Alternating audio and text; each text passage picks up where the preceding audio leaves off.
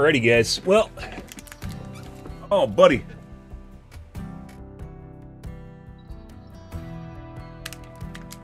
Well, let's see where things go.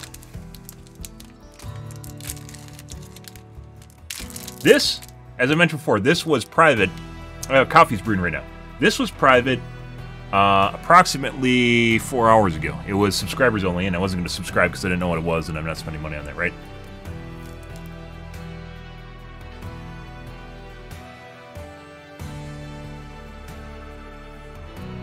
But now it's available to the public. We'll see how good the auto-translate subs are. And by the way,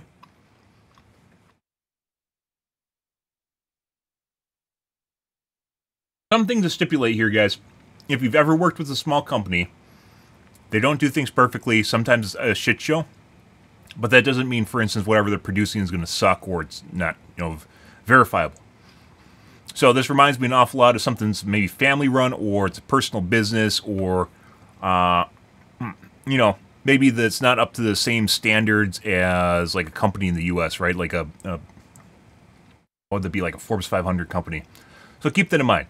This seems like this is her personal YouTube, but it's also being used to release the company, but it's unclear whether or not she actually maybe is the benefactor of the company itself, like she's running things. So I don't know exactly what the relationship is here. Either way, this was privated earlier, and these are auto translations, so we'll see how good they are. YouTube or AI in general has gotten a lot better, and it's entirely possible that this will be perfectly translated, but take it with a grain of salt. Like, if I was in their position, guys, I'd 100% pay for a dub. You can get someone to read this and basically charge minimal money. Chiamato progetto Khafre. Diamo il benvenuto a tutta la stampa italiana accreditata in presenza I can put this somewhere where you can read this. collegata in remoto. Questa è una 720p.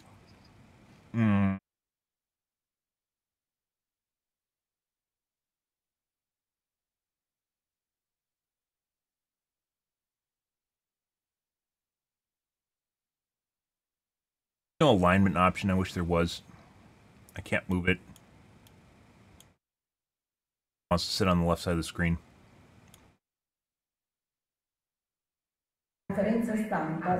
Well, I'll move the text. Di uno studio assolutamente innovativo e rivoluzionario reso possibile dall'unione di un team di ricercatori che hanno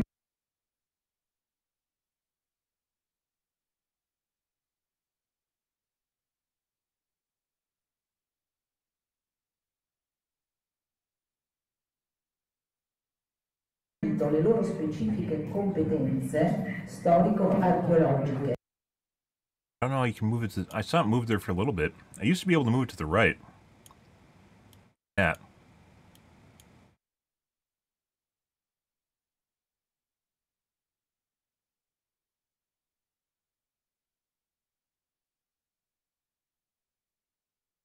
Scientifiche e tecnologiche,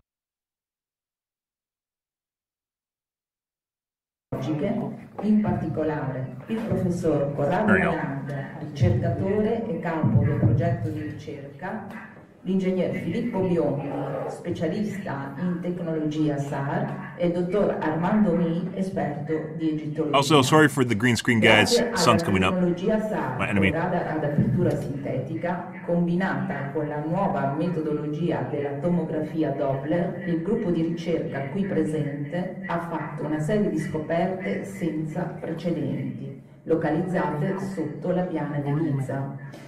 So, a couple of the things that people are already asking questions about.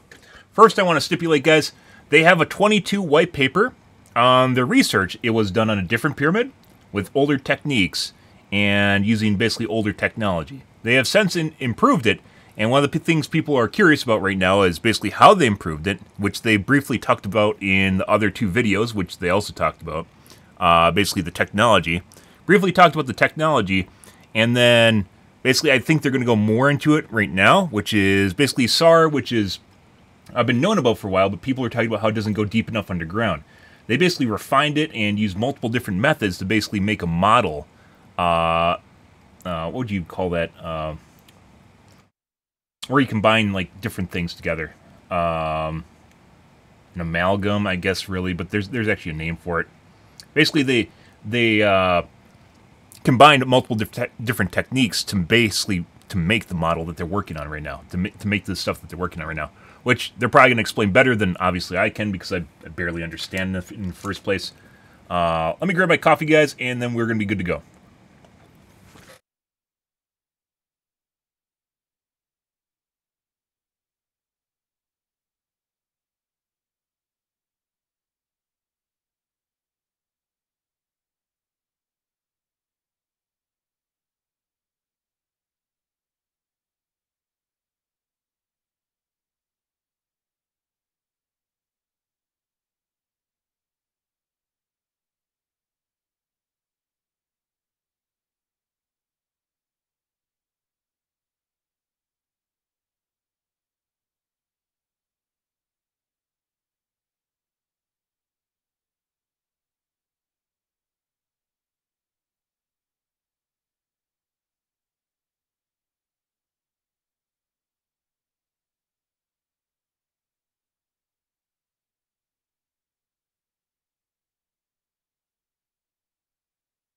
What I actually kind of want to point out is it's actually kind of curious how few people took the time and effort, despite how big some of these tweets have blown up online.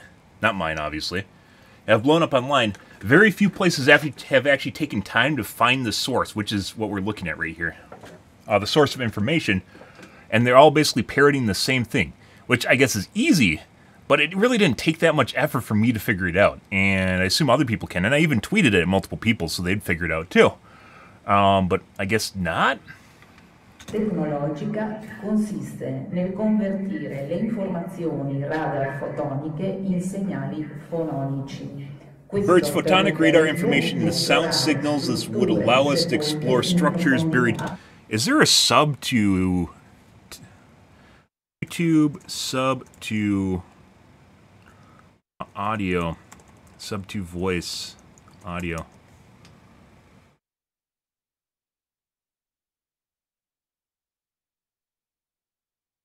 Translate to speak for YouTube.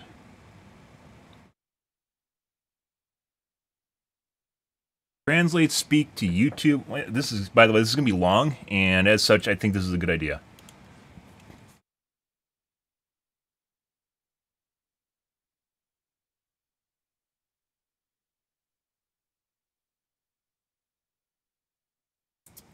What do we got here? 400,000 users, 40,000 users, 3.3, 3.5.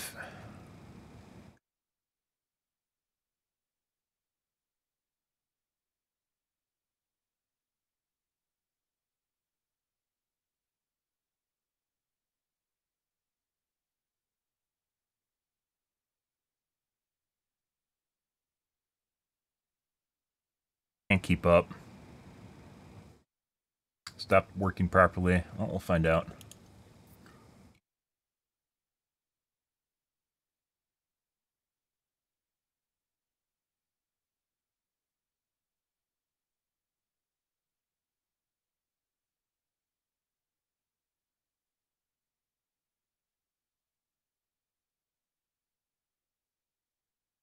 Voice. We want UK English male.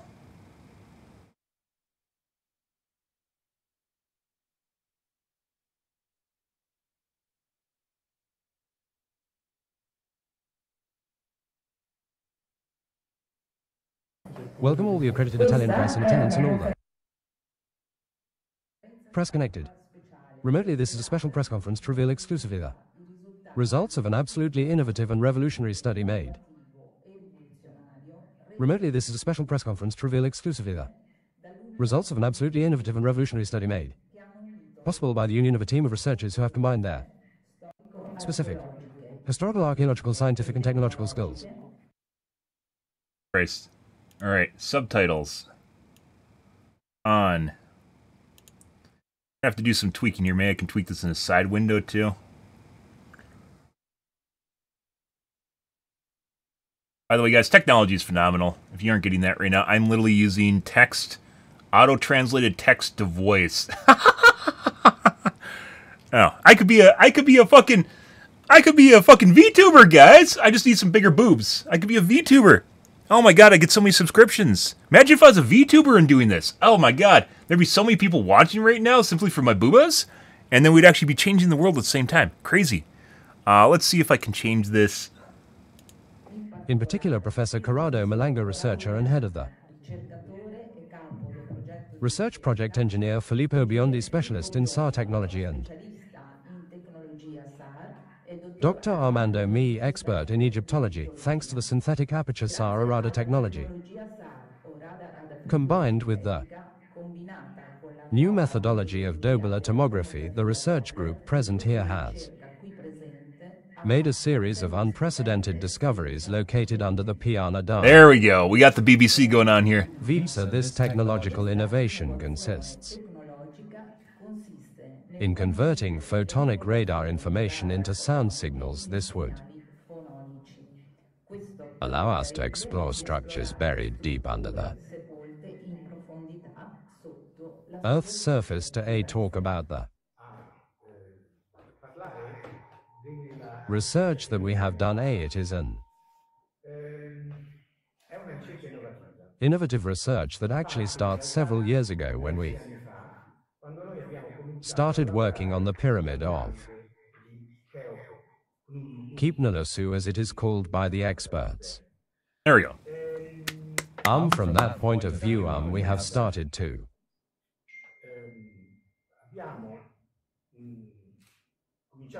write scientific papers and books that talked about what we have found with the synthetic aperture radar. So this is their prior research they're covering right now. Synthetic aperture radar is a technique that involves using a radar placed at about 680 kilometers of height in orbit around the planet that transforms photonic signals into phonemic signals. That is, it transforms light into sound, into vibration, everything.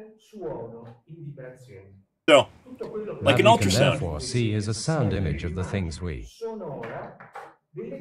go to see. This technique allows us to look inside things as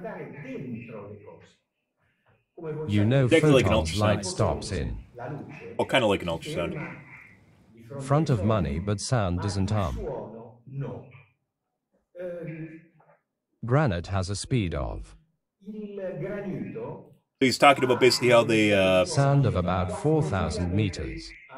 not harmonize it, but rather tune it for the material it's going through. 1,400 meters, air 340 meters per second. So if we manage to transform light into sound, what will appear to us is that granite is more transparent than glass. This allows us to see inside. So they were able to essentially attune it Ancient for the monuments material, like which the is 3 granite. floors of the giza plant without SPA. Going to look more closely at the structure of these spots, we clearly realize, and these machines do you have two, but in reality there are 5, 2 in front, 2 behind, and 1 in the middle. Talking about the structures in the pyramid itself. These spots are similar to the same spots that we Old recorded stuff, in is it? one. No, this is new stuff too. Some people are quoting the older Khafre information. pyramid, it is a zen of a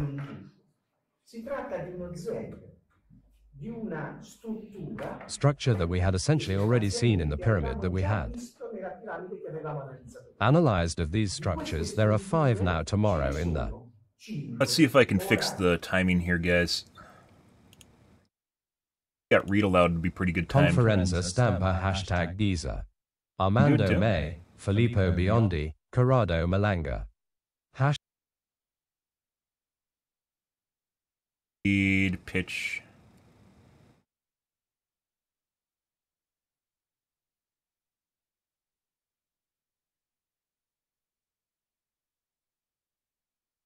Star Conferenza Stampa Giza SA. Small diamond share prezzi il nostro lavoro, puoi sostenerci con una piccola donazione. More.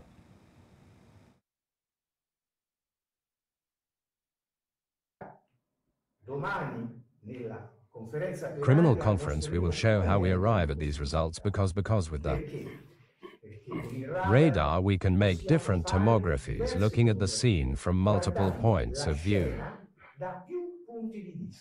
and thus build a three-dimensional image perfectly reconstructing stone by stone everything we see. A single tomograph is not enough. This image alone would not be enough to arrive at the solution to the problem that we will then show you. With the construction of a three-dimensional model, this is an image taken from another point of view. You must always have the same objects placed from another angle, and the awareness of these images must enter inside us, and this can only be done by looking at these images for hours, going back to look at the old topographies, going back to look at the new ones, trying to identify each structure in a three-dimensional way. At this point, we could finally build a three-dimensional model of our research, and we immediately realized tomorrow we will understand better, because we will show piece by piece how we Still some translation errors, but better. In the pyramid of Khafre, that until the day before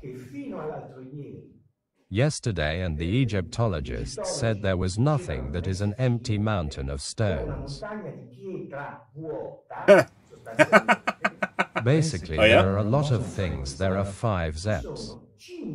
I want to point out, guys, remember how earlier we were talking about me becoming a conspiracy theorist, right? I follow what we can look at, see, and where science goes. It doesn't matter if you have made-up headcanon of there's nothing there, there's nothing going on. It's like troubleshooting a computer, right? When something breaks, it doesn't matter whether or not you understand that your power supply is broken and it's making weird shit. You just have to try it anyways and see if it's a fucking power supply, right? That's just the way it goes. But in a lot of cases, there's people that literally will go, no, it can't be this. I remember arguing with one of my friends back in, I think it was when I was after I left college. This is like over a decade ago. I was arguing with one of my friends that's helping him troubleshoot his PC, and he was dead set on it not being able to be something because he like checked it in a different way. I think it was his memory was fucked up, and he checked it in a different way and it was unstable. But then when we checked it again, it was broken, and he couldn't like wrap his mind around it because it wasn't supposed to be bad in the first place. Like, people come up with all these preconceived notions in their mind, at which reality can't basically reject it, right? They have their headcanon in their mind, their made-up fantasy in their mind of what's going to happen. But it doesn't matter whether or not you understand it or not. You just know that this data is now showing you fucking tubes under the pyramids. It doesn't matter how ludicrous that is. You have to understand that, hey, we're looking at this now. Now we have to figure out if this is error, what's going on here. It doesn't matter if someone thinks it's just like piles of stone underneath or whatever. It doesn't matter, because it's clearly something is there now, right? It doesn't matter if you don't think aliens built the pyramids, or maybe they did. You know, it doesn't matter at this point. We follow what's showing up here with our sensors and what we're actually making out. So it's kind of the way things go. And obviously, keeping an open mind is the most important part. 5 places in a certain position, Talking about the little houses on the inside the pyramid right now. Actually be corridors, but what we see is that underneath this It'd be nice if you had a laser pointer. structure there are 8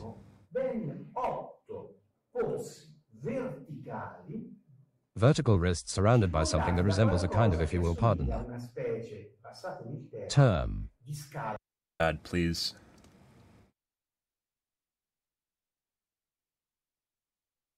Is there just no speed up? I mean, we could set it to 100%.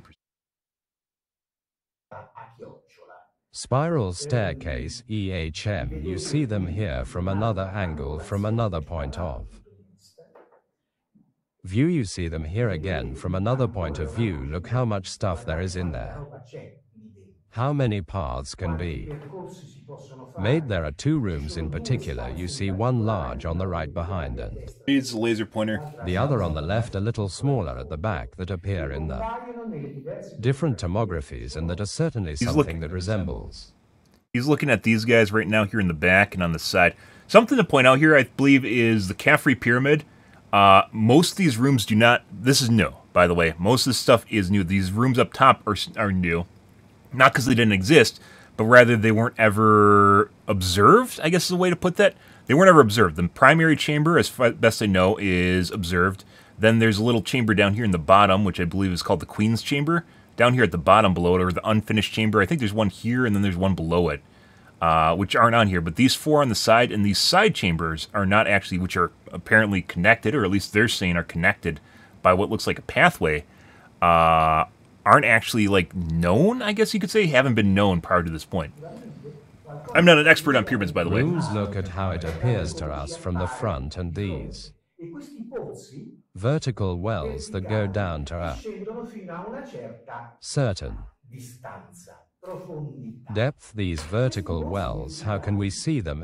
From the tomographies it will appear very, very clear up to what depth this stuff goes. The attempt was to understand this. You see, we put a kind of clear with that simulates a path of water, because actually under a certain height of the ground zero, let's say, of the pyramid underneath, there is water under the path of water. Water table? There is still stuff, and we go down until we find 2 structures of this kind. That seem, when you look at them for the first time, you see and understand what it is. They are actually 2 boxes, 2 big giant boxes that we will discover later have about EHMMH as. So they're talking about the boxes at the bottom of the dimensions of 80 meters on each side. So they 2 aren't boxes of 80 meters. So he's not showing up here in the drawing, but based on what we've seen online, these right now he's talking about basically finding boxes at the bottom, and these are the boxes here. I'm guessing, so the density is, the heavier the color, the denser it is. And he's looking basically at the density below the columns here, which are these things right here. As best as I can figure out from what he's talking about. Phenomenon of pareidolia, as one might imagine, but it is the same computer that tells us, look, this is how the boxes are made. And the computer, with its analyses and with the help of artificial intelligence, We're using AI. reconstructs these 2 boxes, as you can see here, in which... Guys, I want to point out, there's a lot of fucking... It's weird. We live in a really weird time right now. AI is 5,000% never going away. You can guarantee it, like, as long as we're a civilized society or just world, AI is not going away. We outlaw in the U.S., someone else is going to use it. AI is indisposable in its ability to not only basically learn, but do superficial tasks really, really well, like analyzing boatloads of data. I was weird. I had an argument with someone a couple days ago on Twitter where they were talking about, like, we're talking about, you know, how JFK released a shitload of files. It's like 60,000 pages. And there's even more. There's like 10,000 pages per day just popping out. And I was having, there's the irrational hate of AI. I think someone was bad-mouthing Joe Rogan because he suggested using AI to do it. Everyone should be suggesting using AI to not completely analyze, but starting the analysis, right? It's my best way of describing AI, guys, is like the it is the research assistant. Do they still make errors? Sure. But are they, you know, indisposable when it comes to your research and basically doing ground or basic research? Yeah, especially in our case, going through 60,000 pages. Historians are, for 5,000%, they're going to go through forever, right? It's going to take them years. But being able to put together bits and pieces and, like, you know, find everything that kind of aligns with itself right out of the gates, which is also why this is important for figuring out, you know, aliens or other habitable worlds, because there's so many stars we can't parse it ourselves, right? You'd have to have thousands and thousands and thousands of people, which still would be, you know, inconceivably small compared to what AI can do. And it's just the way things are. It helps immensely. It's just how you use it, right? And it's not going away. It doesn't matter how much you fear for your job, but it's just the way things are going to be. And obviously, we're going to have to deal with that at some point as well, but it is very, very helpful. 4 of the tubes that start from the top and go down enter each box. We are at a depth of 648 m, only at this level 648 meters. He's not really doing a good job of it, but if you can imagine them taking a look from the side, kind of through the ground, I believe that's the angle it's looking at right now. So, like, if the pyramid's right here, this is like going in like this at an angle, and you were looking at the angle of the cylinders going down, and the boxes are at the bottom of them, right down here. Let's look at how they appeared to our tomography, the tubes that you see. How they are made here are 8. They are inlet S, say like this, placed in 2 rows at the center of the side of the pyramid, and you see that there you can see well surrounded by something that looks like a kind of spiral staircase that goes down. This spiral staircase, we have reconstructed it substantially. Like this, you see there are 2 boxes, in which in each box 8.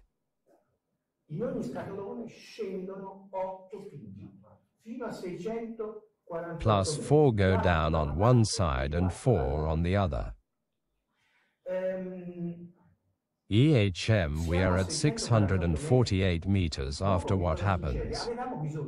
We needed, so we had realized that in looking with this technique EHM at the synthetic opening these things. I don't know what EHM is. Not I don't know only if that's a had we translation found error in or what the it is. pyramid of Khafre a lot of stuff that no one had ever seen, but by moving away a little with the vision, we had seen that underneath there was stuff, and then we had to move away even further, and in a tomography that tomorrow we will see piece by piece, you can see a inside at the half of this gigantic tomography you see at the top, the pyramid of Khafre. So, on the left, hidden A by the...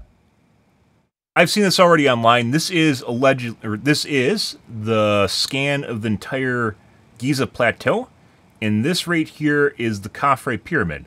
And what this means is below, this is like basically a giant, if you can zoom out with Google Maps, this is like a giant overview of the Giza plateau, and they're looking at basically infrastructure, what might be other buildings way underground under the Giza plateau. Gray tones of the tomography, there is the small pyramid. EHM. EHM, which is the smallest pyramid of the plan, while EHM in reality on the invisible right, there is the pyramid of Khunkufu, but you have to keep in mind that when we do a tomography, we cut a... Yeah, and the right's doing a laser pointer, but I can't see the laser pointer in the video. The pyramid of Khafre in half. The photographic plate that comes out, since it has the information of the vibration, is not affected by all the pixels of all the points that are inside the vibration of the plate, but by everything that is in front and everything that is behind, thus building an image that at the beginning for the non-experts is difficult to understand, but that later allows you to understand it is a fundamental thing. Look, let's take only the central part of this tomography, and what we see is that under the central triangle that represents the 2 sides of the pyramid of Khafre at about... Bro, you can get a stronger laser pointer, for fuck's sakes. Use like a little laser pen.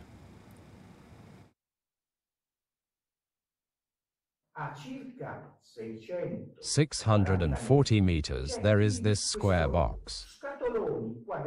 This luminous plane that contains the 2 boxes that I showed you before, where you can glimpse them with this type of Response: even the channels that go down that you see here can be understood only.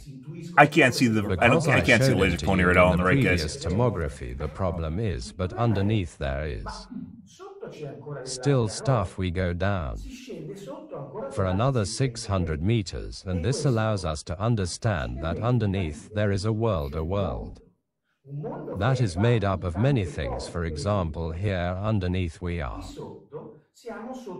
underneath the plane, underneath the pyramid of Cheops and all this stuff. Here, what is all this luminous stuff that vibrates when we go to do? And so obviously he's talking about the brighter tomorrow spots. we will show it some enlargements. So tomorrow we will I think discover that underneath there is a real city in inverted commas. We are like. I think what he's talking about tomorrow, he's talking about tomorrow, which I believe is their next press conference. This was yesterday. So I think he's talking about tomorrow as in Monday, which is when there's supposedly going to be I didn't think this was actually here. I thought this was something else. But they released this yesterday. But once again, it used to be paid, but now it's not paid anymore. And I believe when he says tomorrow, he means next work day, which is on Monday, which is when they have another scheduled press release. So he's mentioning that they're going to have some different shots, which if they've been doing this, guys, for basically years at this point, because the last paper they did was on 22nd, or excuse me, the 2022, the 22nd, 2022. If their last paper was on 2022, they've had years to work on this stuff, and obviously they have, I'm sure they have plenty of shots. And he said they're going to do some zoom shots Monday, is my guess, is how he's wording this.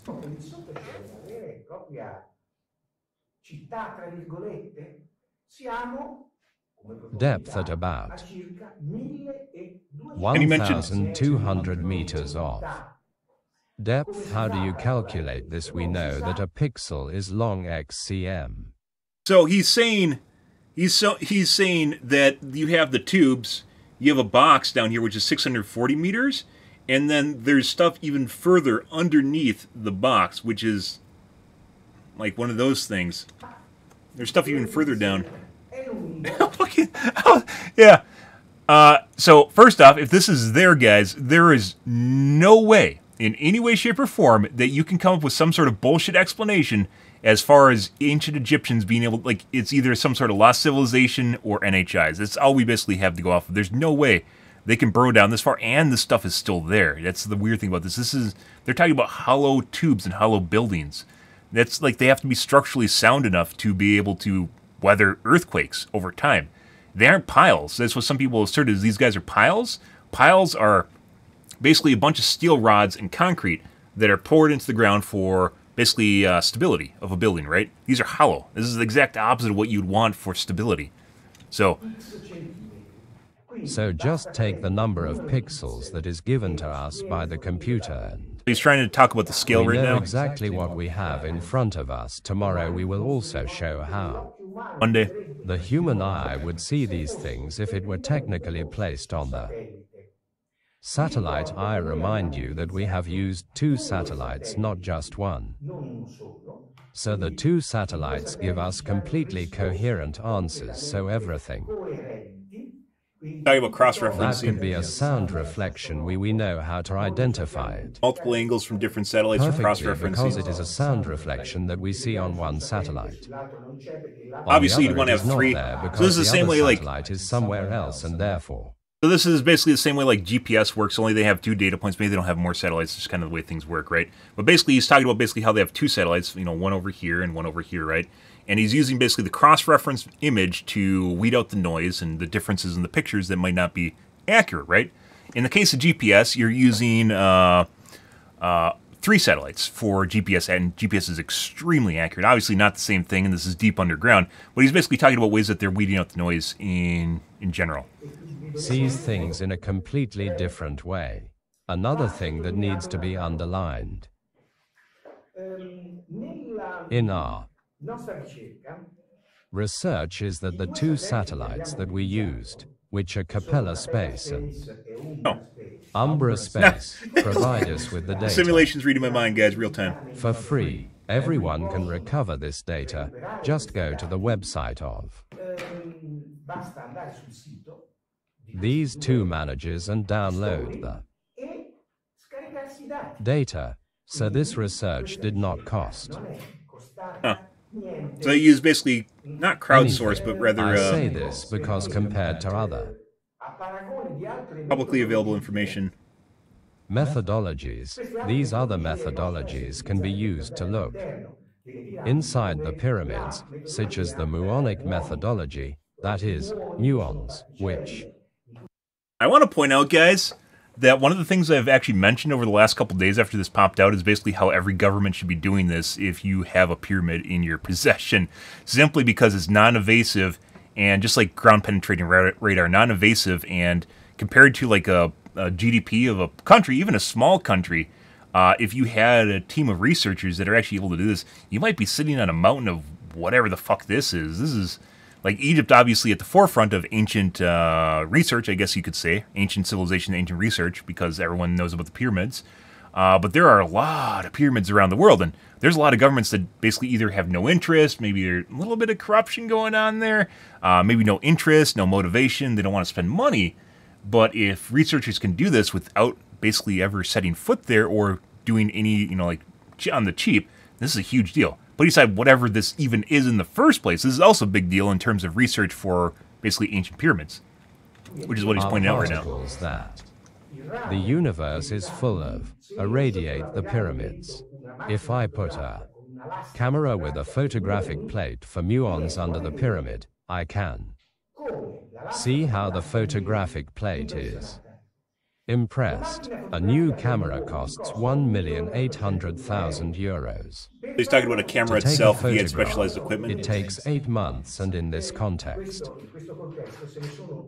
1, 10, 12, 15 institutes, 1 university in the world, have dealt with this with a project that it's called Scampingham, which employs 30 people who work there and therefore a lot of time.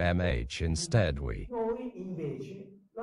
did it from home without needing the camera that you have to keep in mind. It needs to be placed a photographic plate under the material, so you have to go there personally. The problem instead is that we solve it by looking at everything from above, making it become transparent. A stone, a granite, and I repeat, it is more transparent than glass from this point of view. Substantially, while our research lasts a year, a few months substantially.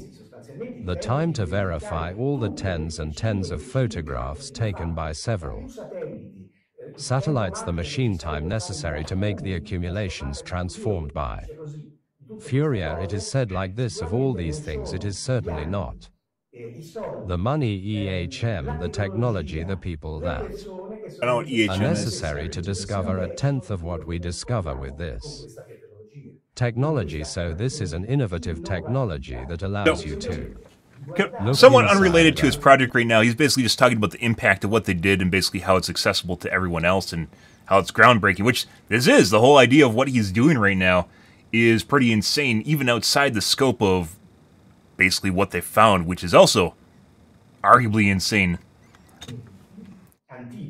Ancient monuments without going there, without moving a stone, therefore preserving this which is the good without altering its shape and structure. So no impact to the structure itself, right? There are at this point a whole series of problems, and we will see better tomorrow. One day.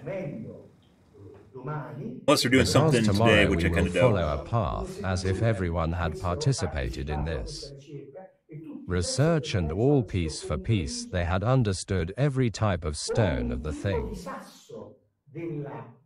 that we have studied. You can see well the problem is, but then this research in this context at this moment, what does it produce as a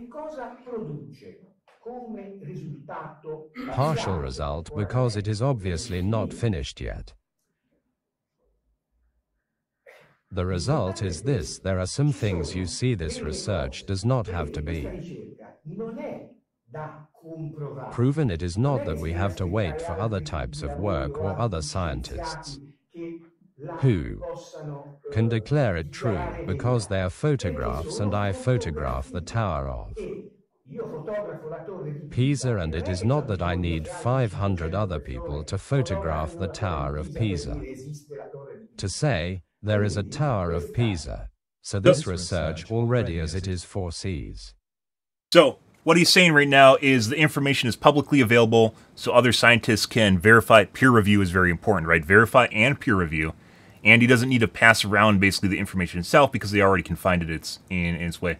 This is kind of, obviously we're having to go through Italian to auto-generated subtitles and then pick through what he actually means, and there's going to be stuff lost in translation too.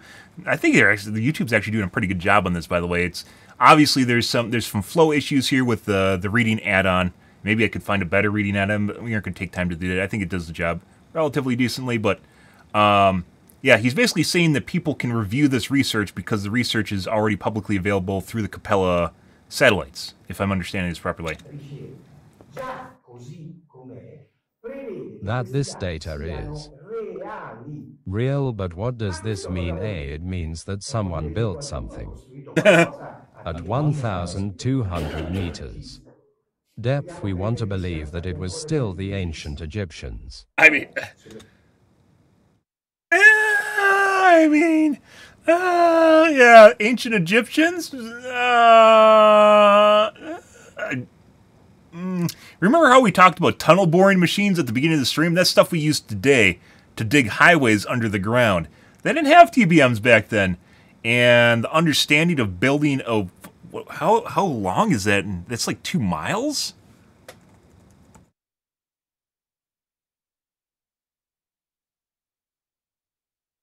Is that correct? 1,200 meters, not 1,200 kilometers. Mile underground. So actually a mile underground. At 1,200 meters. 0.7 miles. We want to believe that it was still the ancient Egyptians. Well, if we want to believe it, let's believe it with hail, but the problem is that these are the questions that we now have to answer.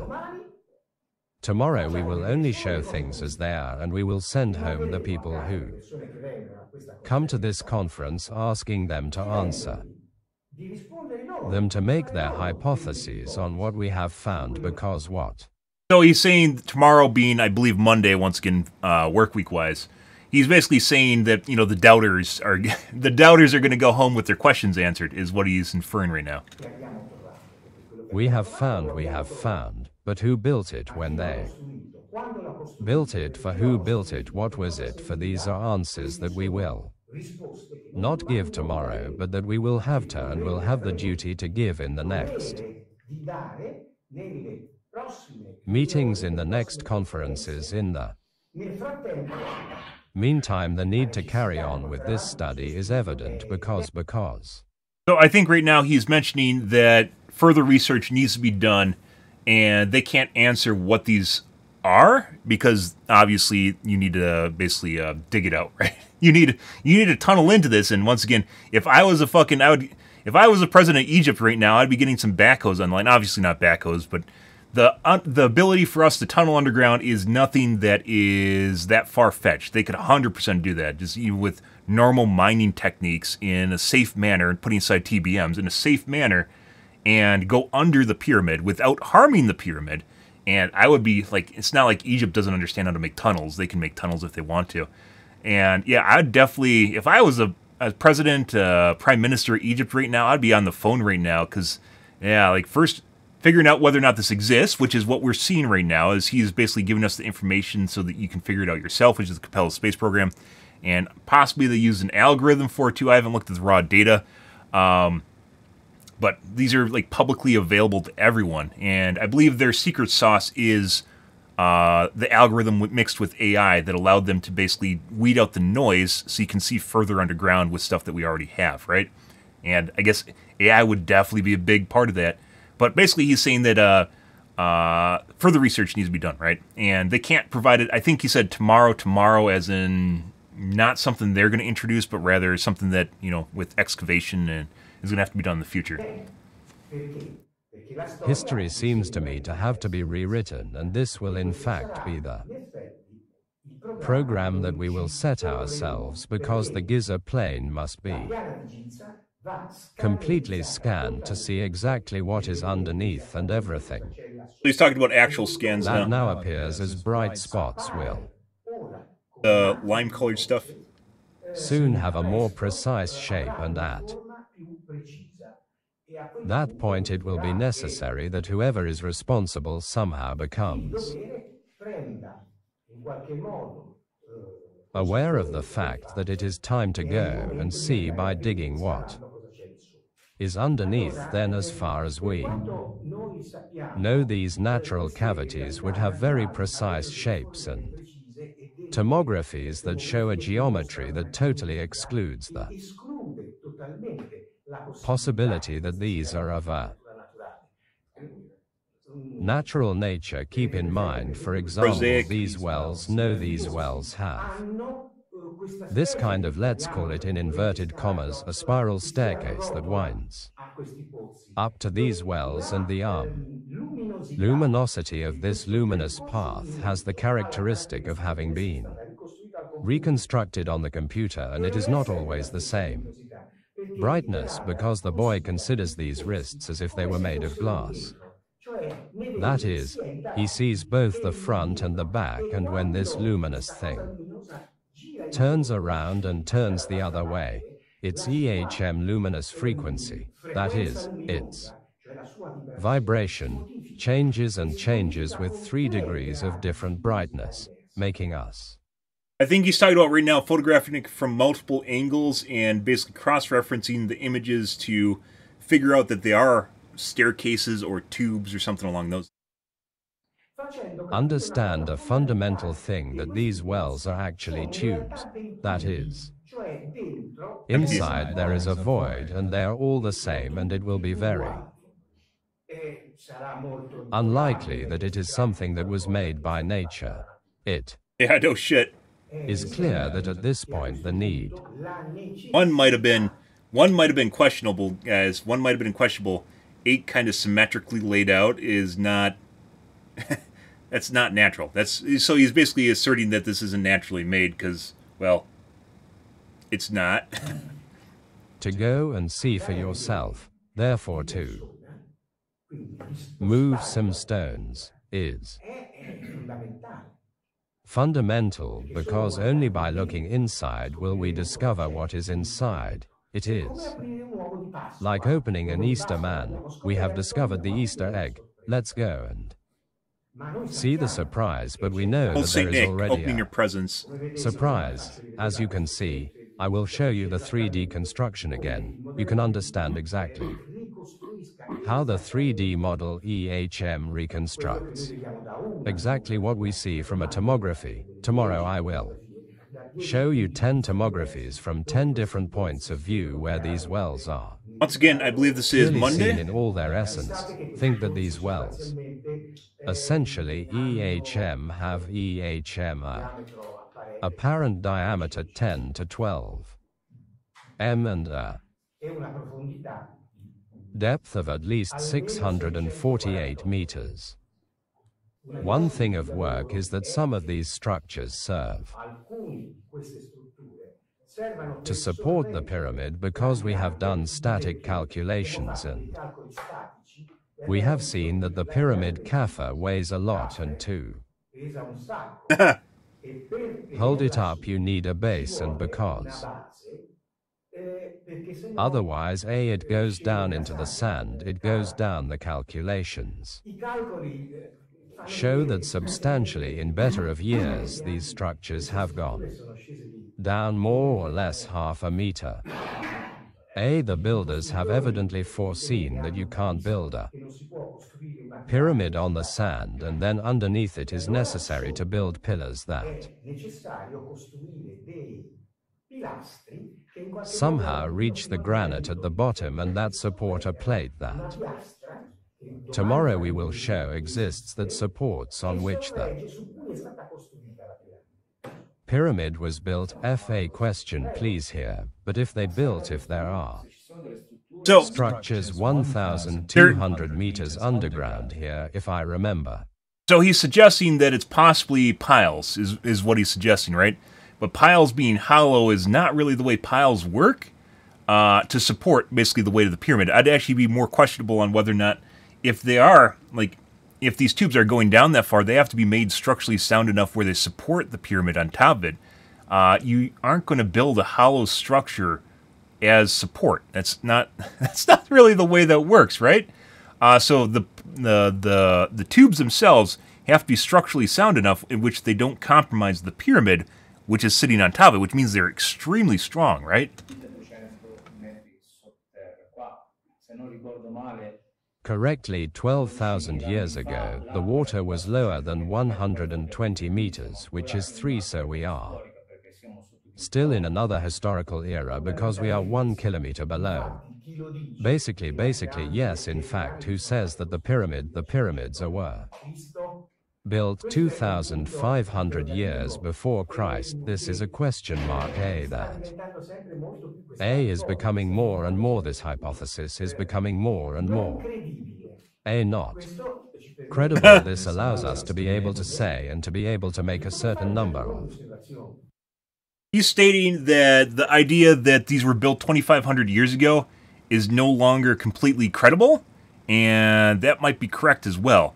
As to when they were built, that is, yeah, there's a lot going on here, because a lot of it, like, remember how we talked about, basically the idea of how the pyramids were built is kind of not well understood, but we basically made up as humans, or the current times, we made up our own kind of hypothesis of how they're built with levers and pulleys and the wood things you put it on, which have a name. You know, you can push it on a piece of wood, and all of a sudden it becomes a lot lighter. And then with the new kind of information is that they possibly used hydraulic lifts, so water, compressing water to basically lift up boulders or blocks, right? And a lot of this is kind of not really headcanon, but it's a lot of stuff where we came up with our own kind of assumption through various different ideas and understanding what happens at the time, onto whether or not, you know, this is where things are, you know, it's kind of how we pictured things happening, right? And there isn't really, we don't have anything else to go on.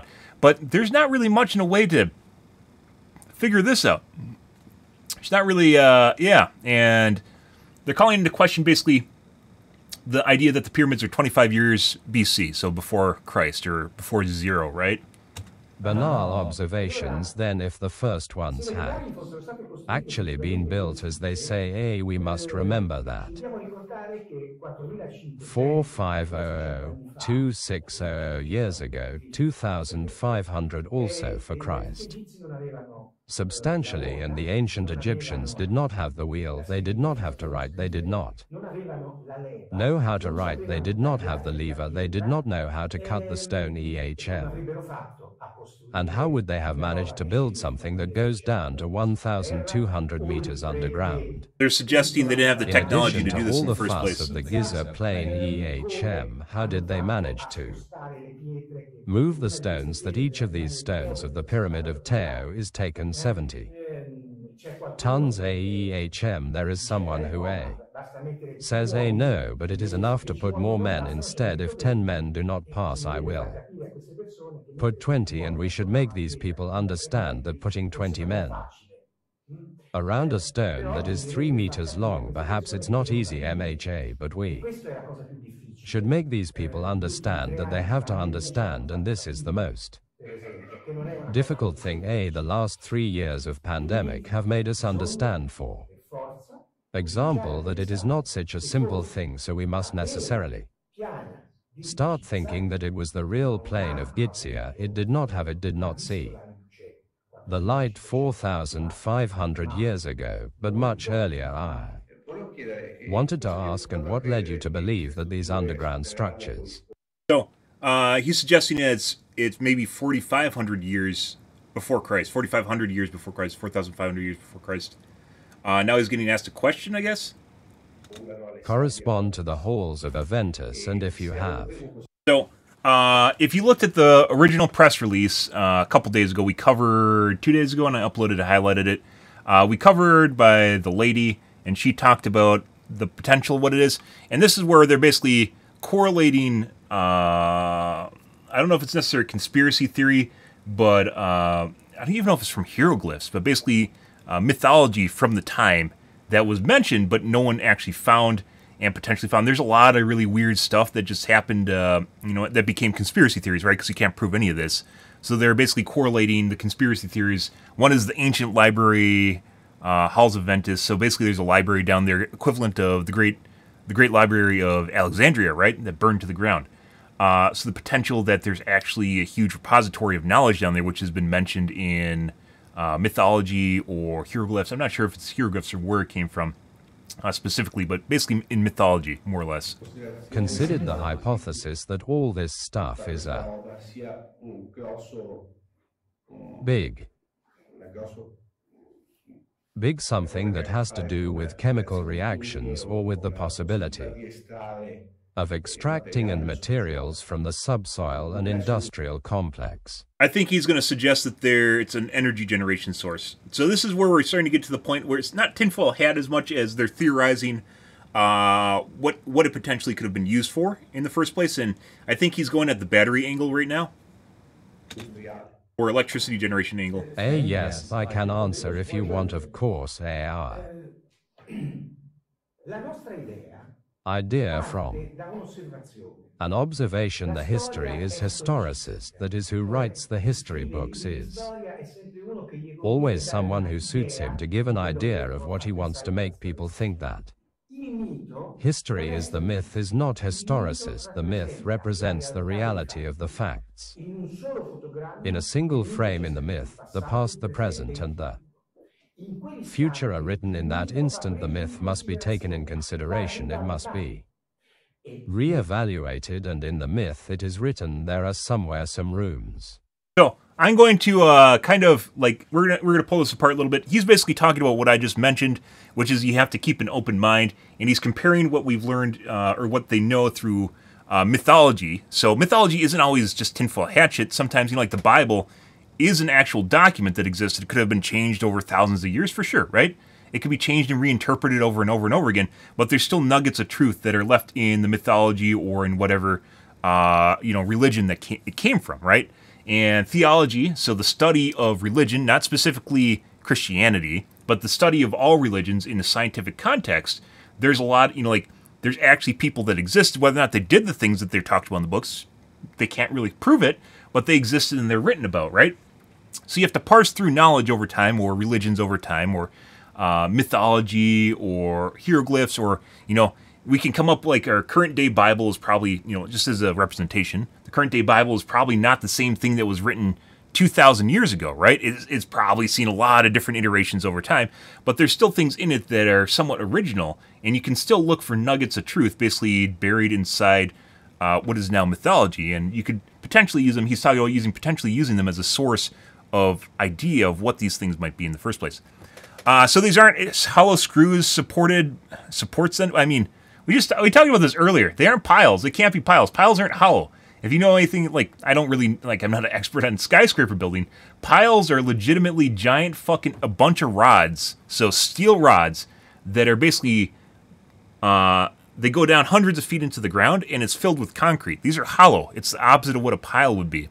In order for these things to exist, not only did they have to have a purpose outside of existing, but then at the same time, they'd have to be structurally reinforced so they don't actually reduce the integrity of the pyramid. Because if you build on flat ground, right, on top of granite, it is going to be more structurally sound than building on top of hollow tubes. Yeah. So, the whole idea that they're piles is just, they'd have to make piles for the hollow tubes, or just have a way of reinforcing these hollow tubes so they don't cave in, which is a structural marvel in and of itself. He suggested already that maybe we don't actually know the timeline of the pyramids themselves, which actually raises even more questions, right? Is what built these? I don't know. The first thing we talked about, I didn't even think this video was going to be here, by the way, and apparently it was subscriber only earlier, and now it's not, which is why we're covering this. I thought I was going to be playing Marvel Rivals tonight, and I'm not. But these tubes have been there for a long, long time. They go deep underground. Yeah, I don't. They're definitely. You don't build hollow tubes to support a skyscraper. Maybe you do, but we've gotten to the point where you can't really say this is, as they say, prosaic, right? There's just a normal explanation for it. And we talked about TBMs earlier, which is tunnel boring machines, which is what we use today to build highways underground, right? And that is an extremely... They didn't have TBMs back there. Spoilers, they didn't have TBMs, and TBMs don't go straight underground. The weird thing is, guys, by the way, is the similarities. We were just talking about TBMs. I was talking about basically... I watched this one as a fucking kid, which is crazy, and I still remember a lot of the points in the movie. Is not The Fifth Element. I remember that movie, too. What's the Arnold Schwarzenegger movie? Shit, we were just talking about it earlier. Total Recall. Yeah, Total Recall. Remember the giant TBM in Total Recall? There was a TBM in Total Recall, and they also had, they didn't really have giant tubes, but they literally had they had like the apocalypse device, right? They had literally just, they had a bunch of ice, that basically a glacier that they melted to release the oxygen in the glacier and basically make an atmosphere on Mars. There's a lot of really weird stuff, but yeah, they aren't empty. He talked about that earlier. There was no resonance with what was inside the tubes to begin with. They aren't empty, or excuse me, they are empty. So they don't they aren't harder material. They're actually softer or just empty themselves. So, yeah. But no, they aren't piles. Piles don't work that way. Cold rooms of OK, which future are written. History is the myth, is not historicist. The myth represents the reality of the facts. Yeah, so once again, he's talking about how you can pull nuggets of information from mythology, right? Future are written in that instant. And it's how it's been must be rewritten over taken time. in consideration. It must be re-evaluated, and in the myth it is written there are somewhere. And how we some should basically go back and relook at Cold history, rooms of or OK, relook which at mythology as a potential source of information, even if it was discounted prior, right? So contain some you got like auto translation is kind of muddling things here a little bit. In addition to the fact that there's also some localization, right? Like terms and idioms don't always translate properly. Go further, we do not know this, but where there is smoke, there is always a bit of roast. This is the idea that made us think that these large... Where there's smoke, there's fire, right? So he's saying he's following basically the trail back and using it as kind of an inference to figure out where possibly fire is, right? Structures were something that had to do with that stuff that is written in the book. So he's stating once again that possibly... we believe that these 8 wells that from... He's stating that because, you know, someone wrote about something in a book or in hieroglyphs, so where did they come up with the idea of that in the first place, right? Once again, Bible, as an example, has changed over countless years, but there's still things that they write about in it that, you know, kind of, not transcends time, but rather, they came up with the idea in the first place, and it's something so outlandish that, just like building pyramids in the first place, right? Pyramids exist all over the world. It's not just in Egypt, but Egypt has the biggest ones and coolest ones, right? But there's a lot of different cultures that have pyramids. And they all kind of made them sort of around the same time period. In questo istante, noi riteniamo che questi 8 pozzi, che dalle tomografie recenti... Recent tomographies we discovered to also be under the pyramid of Cheope, and that at the...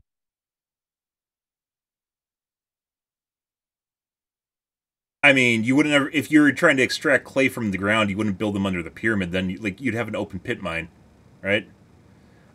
These aren't reinforced with any, it's not, they aren't full of stuff. That's what he talked about at the beginning. You're gonna have a different resonance. So if you scan, like ultrasound, so if you scan an area with sound waves, the density is going to change, which they talked about at the beginning of the video. The density is going to change how they reflect off the object in it. And if they're full of shit, they aren't going to have the same sort of signature as something that basically is hollow. But they have been filled with, I don't know what's really undense. I mean, then if the way things work, guys, is, you know, putting aside modern metallurgy, right, in exotic materials like carbon nanotubes, generally speaking, the denser a material is, generally more structurally sound it is, and then you start getting into metallurgy where you start mixing materials into it, right? But generally, it always kind of sides more and more towards metal and bronze and what did they have? Brass, bronze, brass, and steel. I don't know when steel came around in terms of ancient time, but basically they're heavy metals, right? not heavy metals as in toxic metals, but just metals in general. And that's a little bit different than stone. I don't know if you'd probably be very obvious on putting aside the complete ridiculousness of filling a giant fucking chamber with copper or whatever would be absolutely ludicrous. Highly doubtful that these are literally full of anything.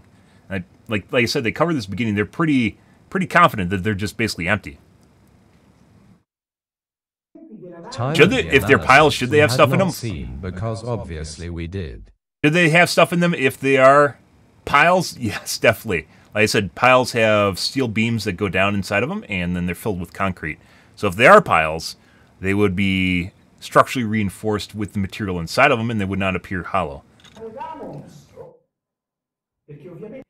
Then at this moment we believe that these 8 wells that from recent tomographies we discovered to also be under the pyramid of Cheope, and that at the time of the analysis we had not seen because obviously we did not have the awareness, so we did not go to look with the right eye under the pyramid of Cheope. But now and tomorrow we will show you. So he's talking about analyzing other pyramids and how they didn't do it in the past because they didn't know to look, or they didn't consider looking. Once again, if you have scientific biases, you don't consider stuff, right? Why would there be giant cylinders under the Great Pyramids? Good fucking question. Who would ever do something like that?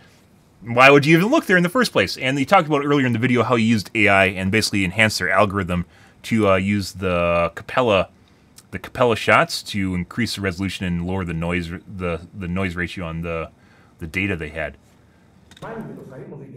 Tomorrow, once again being Monday, I believe. We realized that by doing a series of distant tomographies also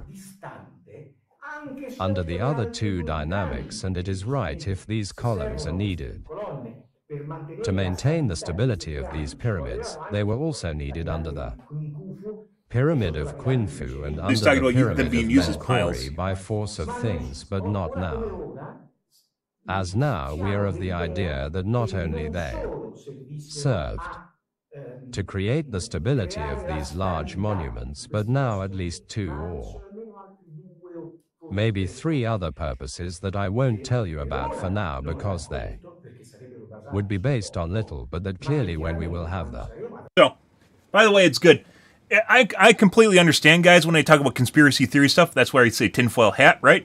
Because tinfoil hat isn't necessarily that it has to be wrong, but rather when you go outside the crowd consensus, right, of what people think is correct in normal scientific experiments, what's currently approved, you start reaching these dots out here, conspiracy theory stuff. Doesn't mean it's completely wrong. No. Do we have anything to prove it? Not really. So basically, he also knows that some of this is tinfoil hat stuff, right? Like, maybe this isn't completely correct, which is probably, maybe it's not Egyptians that built this. But right now he's talking about prosaic explanations or the possibility that they're used for piles, right? The word is piles. They're being used as piles, but piles, once again, are not hollow. And building, I mean, it would just completely reject everything we know about building stuff. But I guess maybe there might be a way of building a pile in which it actually functions as a pile while being hollow. I guess I don't know how skyscrapers are made. Maybe there's a way of doing that, but yeah. Opportunity to understand better or to go. But basically, he's saying that he has a couple other ideas that what they might be, such as a battery, which is one of the conspiracy theories that the pyramids were used for generating power. The pyramids were used as a death ray. There's some wild conspiracy theories about what the pyramids actually were. But right now, he's going off of what they were able to see themselves, right? So he's saying tinfoil hat himself that he has some other ideas, but he's not going to talk about them. Because, once again, scientists, this is one of the reasons that UAPs and NHAs are looked down upon in the scientific community. There are stigmas, just like the Earth being flat, and you're the one guy that says it's round, and they go, ha ha, you're an idiot, right? That's what they do. Because that's not the consensus in the hive mind. That's not the consensus, not what everyone thinks.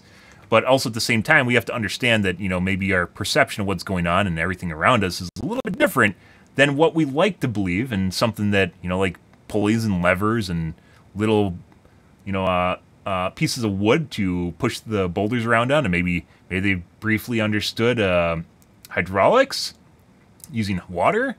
But then there's also some things that don't really match up with reality, and we are...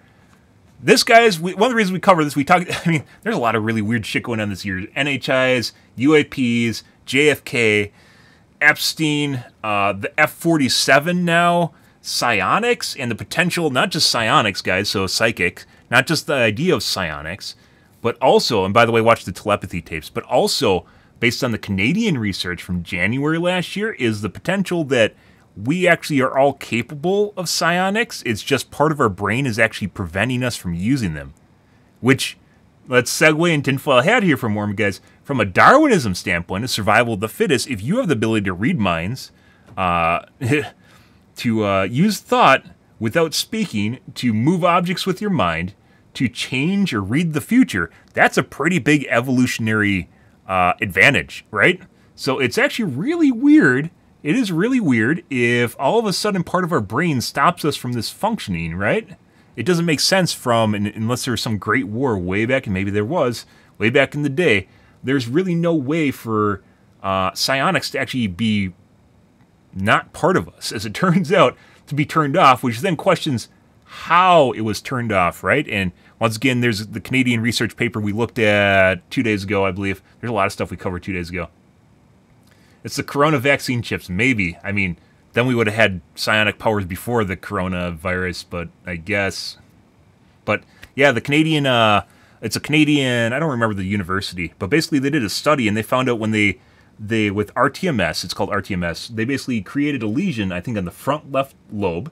They created a lesion, a temporary lesion, and it caused people to be able to accurately predict RNG, like random number generators, and move cursors around. I'm not making this shit up. There's a lot of really weird shit going on right now, guys.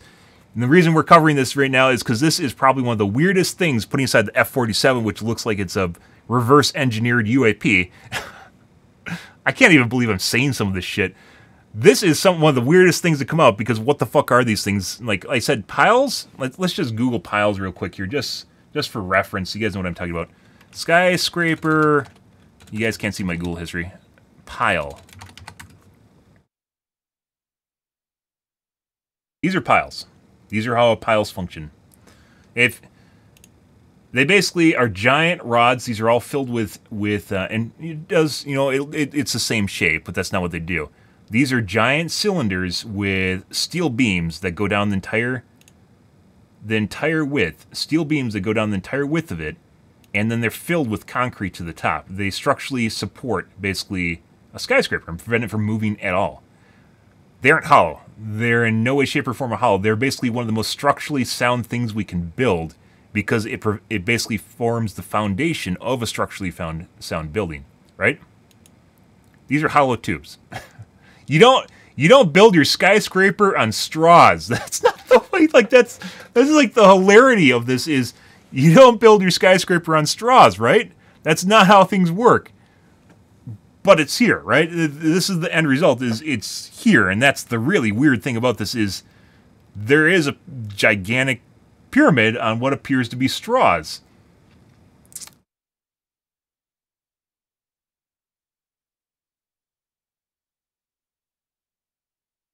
Anyways, back to the video. There's a lot of really weird... Did I mention there's a lot of really weird shit going on this year? 2025 is probably one of the most putting aside all the political shit, guys, if you are imbued right now and you are obsessed with politics right now, there is so much weird shit going on that has absolutely nothing... Well, maybe a little bit to do with politics. Almost nothing to do with politics, like I just mentioned earlier. And there's a lot of really just weird stuff going on. Politics is the least interesting thing. There's fucking pyramids on straws now. What do you want? You know, you'll put aside people like setting fire to Teslas. There's a lot of just random shit. Hollow screw piles do exist. Oh, now we gotta look. I've never heard of that before. Hollow piles. Let's take a look.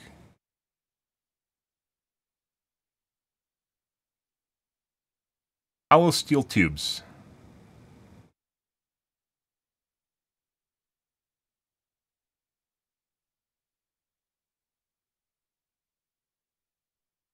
Creating a hollow pile has advantages of concrete saving, but there are also other advantages. These aren't for skyscrapers, though.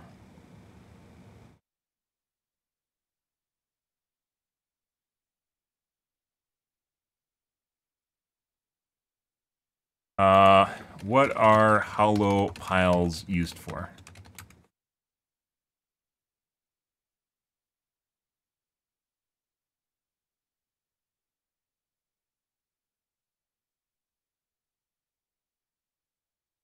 Particularly in situations where solid piles are not feasible or efficient. Useless concrete. They're just basically shittier piles. But they're also made of steel.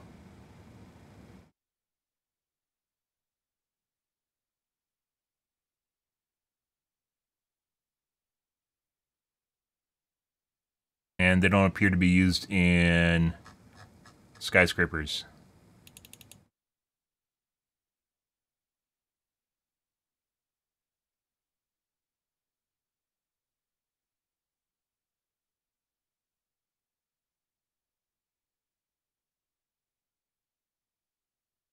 The pyramid, by the way, I just want to point out, just as a rebuttal here, the pyramids are built on granite, or excuse me,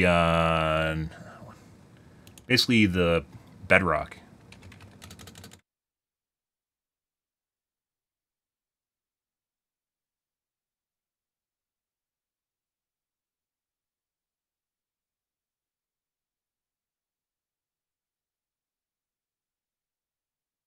Yeah, they're built on bedrock, so there's really no reason for them to actually use piles in the first place. But putting that aside, I guess there's hollow piles. Making a so the piles themselves, guys, are big. They are not. Once again, these tubes go down almost a mile underground. Piles themselves don't even do that, within reason, and they also aren't hollow. Like, if you're making it hollow, I'm very certain it wouldn't actually make it more structurally sound, or not hollow, if you made them bigger. I guess there's a potential that they could be hollow piles, but they'd have to figure out how to make concrete or steel. Once again, they're still hollow, mind you. And then, for some reason, see the reason to build piles when they're already basically building it on bedrock. And understanding and knowing how to build piles and what they mean in the first place. Which, there's no way ancient Egyptians knew how fucking piles worked. Piles are relatively new. Actually, maybe they aren't. Maybe there's some ancient civilization. When were piles built? Developed? 45 to 65 years ago.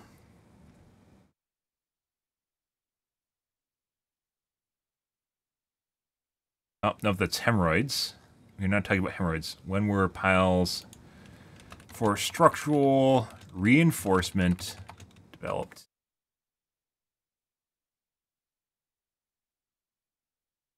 Oh, maybe not. 6,000 years ago in Switzerland. Okay.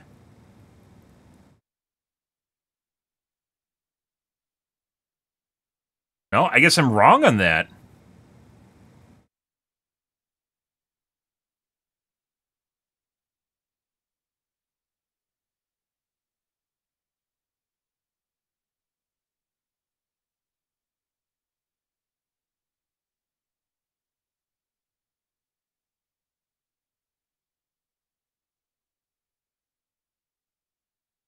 So, first, definitely learn today that there are hollow piles.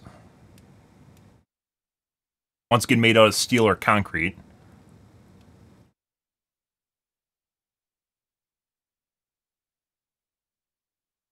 How has it been proven that the pyramids are not in fact obelisks?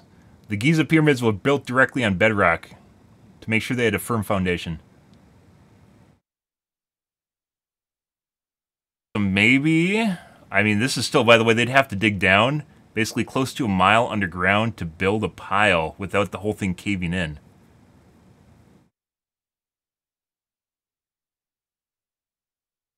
I guess they're digging straight down into bedrock?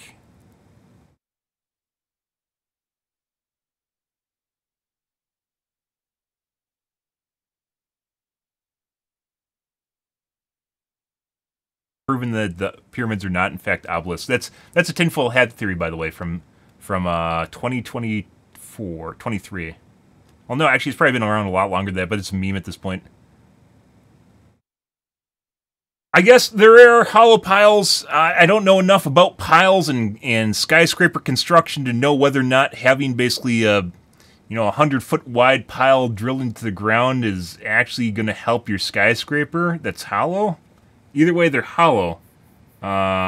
Which, in my personal opinion, from... Actually, let's take a look here.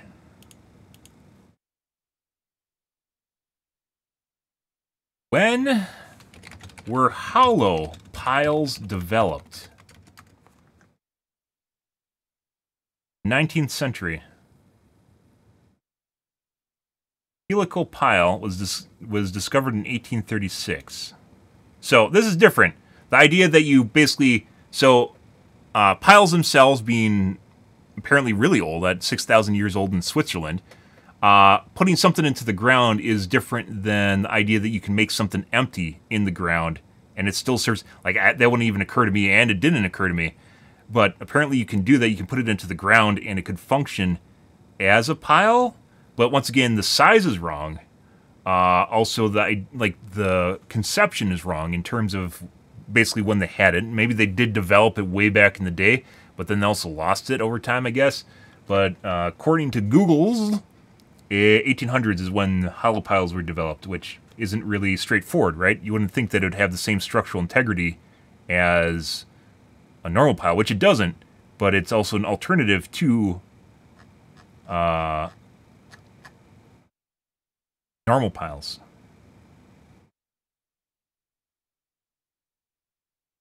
Screw piles, yeah. Yeah, so you're talking 1800s compared to normal piles, which are, I guess there's multiple people or multiple sources here showing 6,000 years ago. So, very different. Is it possible? Yeah. Is it likely? No. I mean, I want to say that's like aliens built the pyramid sort of thing, as terms of how possible it might be, but also, like, you'd have to have a structural engineer take a look at that in terms of figuring out... Did I close my video? Oh, I did. Okay. You'd have to have a structural engineer look at it. These are clearly a lot bigger than normal piles, so... hollow... So, not only did they not have the... from what we know, they didn't have hollow piles back then, but then they'd also have to understand that bedrock isn't stable, which bedrock is extremely stable, and then they'd have to have the technology to do it in the first place, and then somehow to make it without it being hollow, so concrete or steel, right? Which seems like, if you're going to build this, why wouldn't they just choose to fill it with something that might be really, really hard at the time, right? So maybe metal. Like, if you really wanted to make a pile that's a solid, you'd make it out of metal, right? What did they have? Did they have copper? What metallurgy weapons did Egyptians have? Bronze. So maybe fill it with bronze. That's a lot. I mean, I guess the pyramids are huge, so filling a shitload of piles with bronze, but once again, they'd be different, right? And these are, if they are piles, they'd be hollow. And maybe they'd have to screw the pile into the... If it's a screw pile, they'd have to screw the fucking pile into the ground. So probably not a screw pile. Also, the walkways on the side, regardless of it looking like a screw, these walkways on the side, they said, are hollow. So the walkway itself would also have to be hollow. So you're talking about a gigantic screw pile that basically, it looked like a screw, but is also completely hollow. That gets weirder and weirder. Is it possible? Maybe, but the center would be hollow, and I don't think these would just be like axis ways on the side. There's no way that they'd be able to make and there'd be no way that they could actually make a giant screw pile and then screw the pile into the ground. Like, like build a pile on the ground, maybe. Screwing it, like, what the fuck would they be using? A giant screwdriver to build a giant pile, screw a pile into the ground? Unlikely. And then if they had to screw it into the ground, the materials that they have to use would be insane, right? What are screw piles made out of?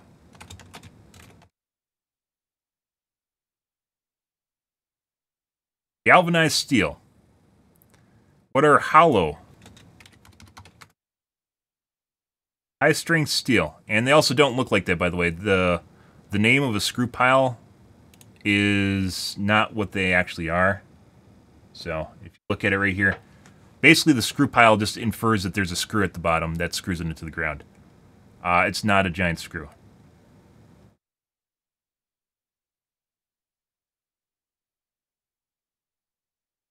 Hollow?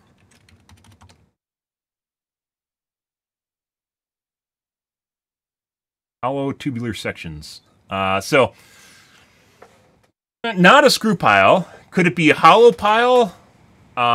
Maybe. Very highly unlikely, considering the technology wasn't around back then, and that they'd have to make it out of something being concrete or steel. Also, highly unlikely. It could potentially have been a pile if it wasn't hollow, but it is hollow. The idea that it is a hollow pile, very unlikely, and then the technology was lost. Very unlikely, and then there was like the whole idea that they'd have to consider using the pile in the first place, despite the fact that they're already building the pyramids on the bedrock, right? So I don't really think so, but considering the other option here is that something completely outside of Egyptians built it in the first place, I don't know. I mean, maybe it's up there with that, so there's that, I guess. I kind of doubt it. It's not a screw pile, but it might be a hollow pile. With lost technology and lost metallurgy and lost... Now with the masonry, making concrete. Concrete's relatively new. Right? You know, Rome had concrete, didn't it? When was concrete developed? Yeah, Rome had concrete. 6500 BC, so a long time ago. So it could potentially be a concrete hollow pile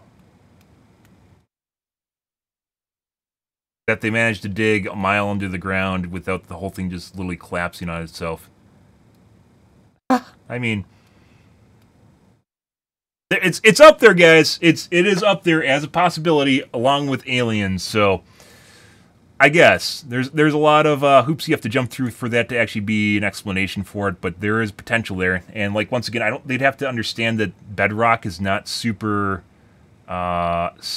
I mean, the bedrock is really stable. Like, they'd have to understand that they want there to be a hollow pile there, I guess. Served. Okay, moving on. Moving on. To maintain the stability of these pyramids, they were also needed under the Pyramid of Khufu and under the Pyramid of Menkaure by force of things, but not now. They're discussing it being As a now, pile we again. are of the idea that not only they served to create the stability. Okay, let's go back further. I literally segued for like a half an hour there. Two dynamics, and it is right if these right eye under the Pyramid of Geope, but now and tomorrow we will show you. Monday. We realized that by doing a series of distant tomographies also under the other two dynamics, and it is right if these columns are needed to maintain the stability of these pyramids. So they looked under the other pyramids? Under the Pyramid of Khufu and under the Pyramid of Menkaure by force of things, but not now. As now we are of the idea that not only they served to create the stability of these large monuments, but now at least two or maybe three other purposes that I won't tell you about for now because they Tinfoil hat. would be based on little, but that clearly when we will have the Yeah, opportunity we're to already understand considering weird shit better here, or guys. to go and see this stuff in person. Then maybe we will understand that back then there was a technology that we don't have yet. Our idea We literally just talked about this. is substantially linked to the fact that whoever they were had a strong awareness and consciousness of what the physics of phonons is and not of photons, that is of the electromagnetic field. We are fixated on photons, on light. Maxwell, these people, in my modest point of view, knew how to work on vibrations so much so that in the first works, that is in the work published on remote sensing, we say this by attributing to the structure of the Pyramid of Geope the functioning of an infrasonic machine that moving with the wind produced through those structures. AZ, you have seen him here, 5 placed practically in series in parallel, produced a certain vibration that cured the pharaoh or whoever for Him and also here not only in the Egyptian myth, but in the ancient myths of all parts of the world it is written how the ancients used sound to heal. So Clearly, if we want to consider the myth a joke, then. So he's talking about them using sound as a healing device. So once again, mythology and pulling hypotheses from the mythology of what these were used for. So possibly a chamber that vibrates at a certain frequency to help with healing, which also, by the way, would be groundbreaking.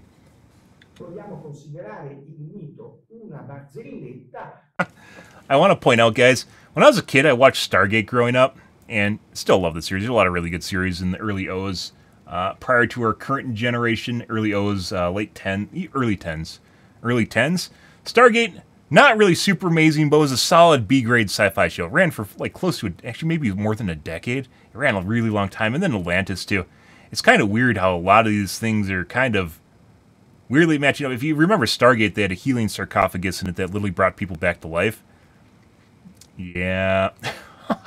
Which is also probably, once again, pulled from mythology that turned into sci-fi that we were finding out may actually not be sci-fi. We can do it, but in front of the calculations that we have done, and we have seen that perhaps there are some numbers that have a particular precision people think that the ancient Egyptians did not know. That's one of the theories. The Pythagorean theorem, was not only known by the... So one of the reasons that people think that the Egyptians did not build the pyramids is because the technology used for it is not something that would be ancient civilizations would not have access to, like pi, for instance, or modern geometry. Like they didn't have access to it, so even figuring it out in the first place was just complete. And it doesn't make sense, right?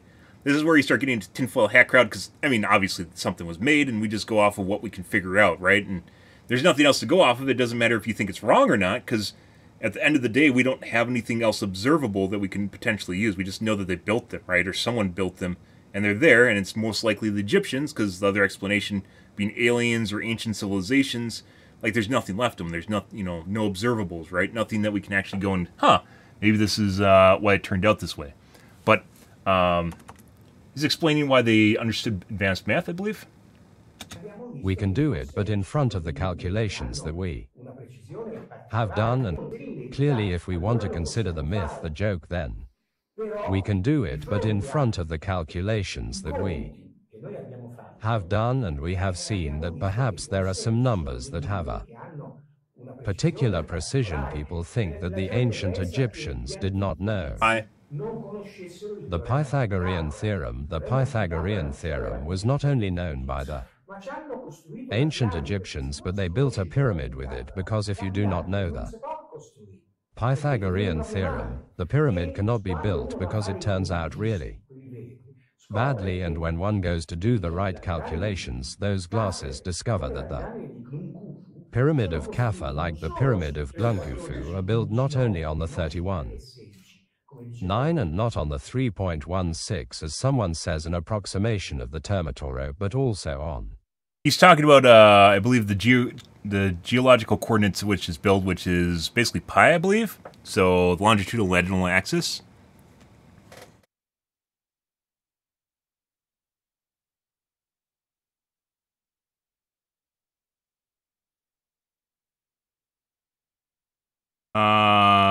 Linked to the mathematical constant pi through the relationship between the perimeter and the base of the height of the pyramid.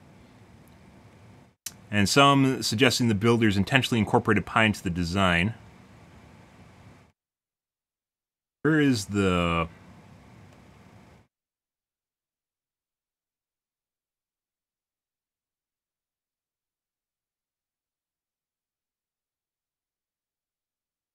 GPS coordinates of the Great Pyramid encode pi into it.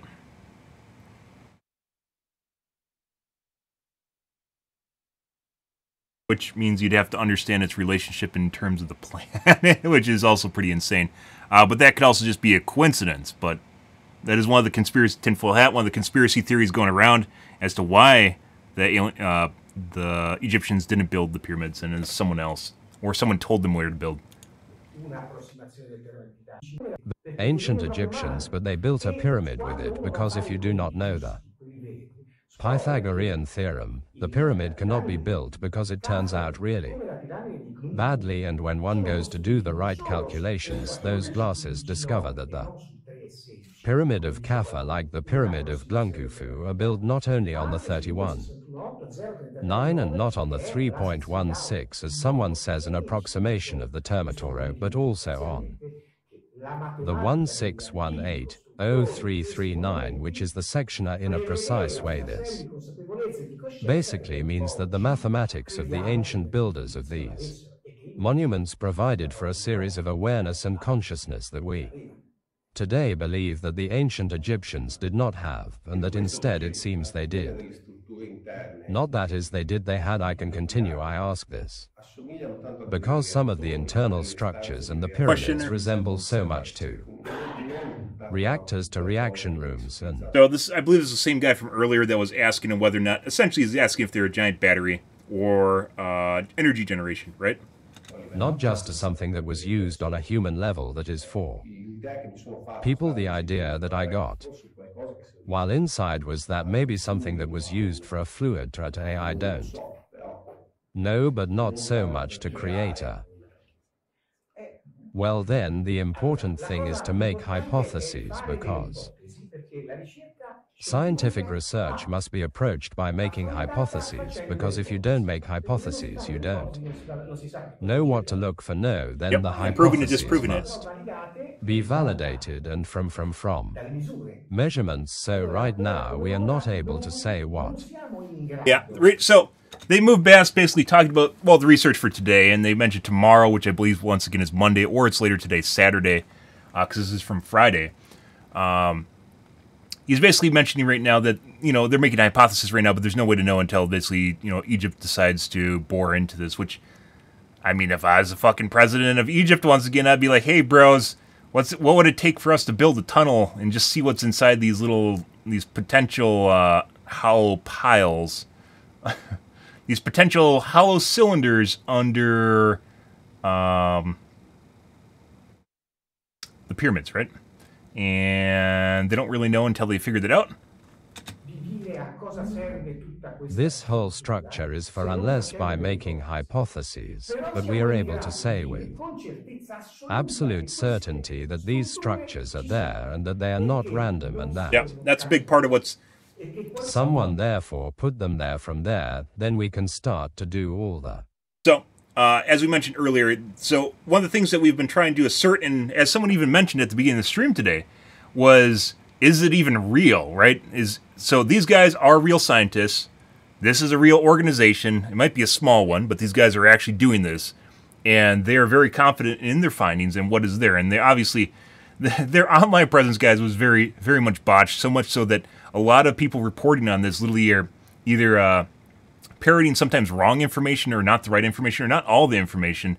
And this is, by the way, I haven't seen this online anywhere. This is why the real reason we're watching this is because this is new to me. This was paywalled up until, I guess, a couple hours ago. This is paywalled up until a couple hours ago.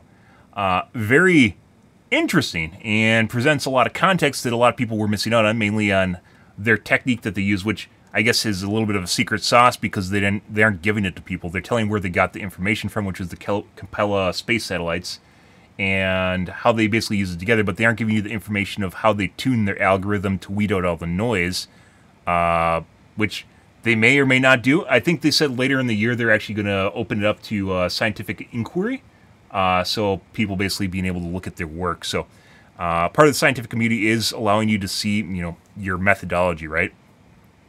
And if they hide it, then it also gives them an edge so they could sell it to a company. But at the same time, then they wouldn't be able to publish a paper on it. Really depends on what they're going with it. So, is it there? They basically told us where to find it, and they said there's going to be more data on Monday, but they didn't completely give like the algorithm what they're using to do this, right? So you might not be completely able to replicate it, but that's what people were looking for. These guys are here. They're saying that this is actually part of this. They literally use the Capella space satellites to, in part, figure this out, in addition to AI and their own developed algorithm to figure out what's down there and weed out all the noise and the stuff that's around it. So they're actually extremely confident it's there. They don't know what it is, but they're very confident it's there. So it already answers one of the questions. The other ones we aren't going to be able to figure out probably for maybe weeks or months is what they are, right? This whole structure is for unless by making hypotheses, but we are able to say with absolute certainty that these structures are there and that they are not random and that someone therefore put them there from there, then we can start to do all the investigative measures we want, but that stuff is there and someone put it there. The scientific method is important because the scientific method is based on the repeatability of the experiment. So from my point of view, there is no alternative. Let's just because the scientific method let's just pause here for a moment, guys. I think these are the other people on the Zoom call here. Why does it look like Joseph Stalin in the background here? And then this guy's face is missing. Illuminati?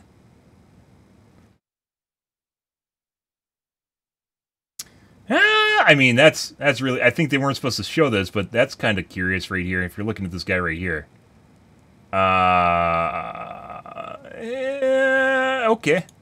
On the repeatability of the experiment, so from my point of view, there is no alternative research. Or research, so there is no... Me of the research, there is no alternative research, this research from my point of view, so what we have applied is the least we have taken this one of different manufacture, that is they have built exactly two different factories, two different companies. We have processed the data of both one space and the other. The same things came out okay, and so this is as far as the measurement of the depth is concerned. Actually, I turn to Corrado that we have taken a bit of courage to provide the data of 1 kilometer. We have done the impossible. We have measured X. We have. So right now they're talking about the accuracy of their measurements and why they didn't go below 1 kilometer, because they're basically saying that there's too much noise. I believe they said, from what we just read there, that they had 2 different companies verify their findings. So going through 2 different pieces of technology, so maybe 2 different AI models, to reach basically the same conclusion and compare them against each other. And I believe right now they're saying that basically they can't go below 1 kilometer because of basically noise, once again, which was a big problem with SAR in the first place, was going too deep, which is why a lot of people thought that it wasn't possible. But they also aren't bleeding-edge scientists basically doing new things. They're going off Grok, and Grok says it's not possible because Grok's going off a consensus, a weighted consensus of stuff that's already happened. AI models are great, guys. There's actually a weird disconnect where people think AI models know the future. AI is basically built on what we know right now, right? And can it help try to predict the future? Sure, but does it actually... Like, if you ask it if they can do that right now, it's going to say no, because according to normal research, or everything that we've had so far, they can't.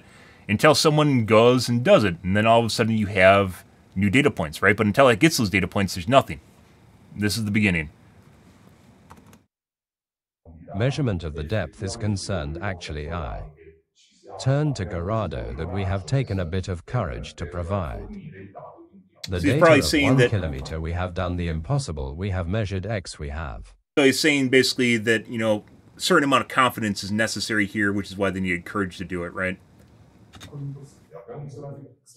Measured changes, here changes, there ask the artificial intelligence.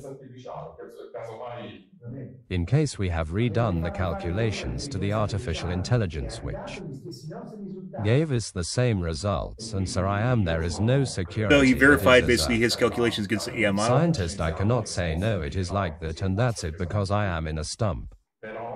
But it is like that too. 99, that is there they would make some vertical ducts that descend to Earth.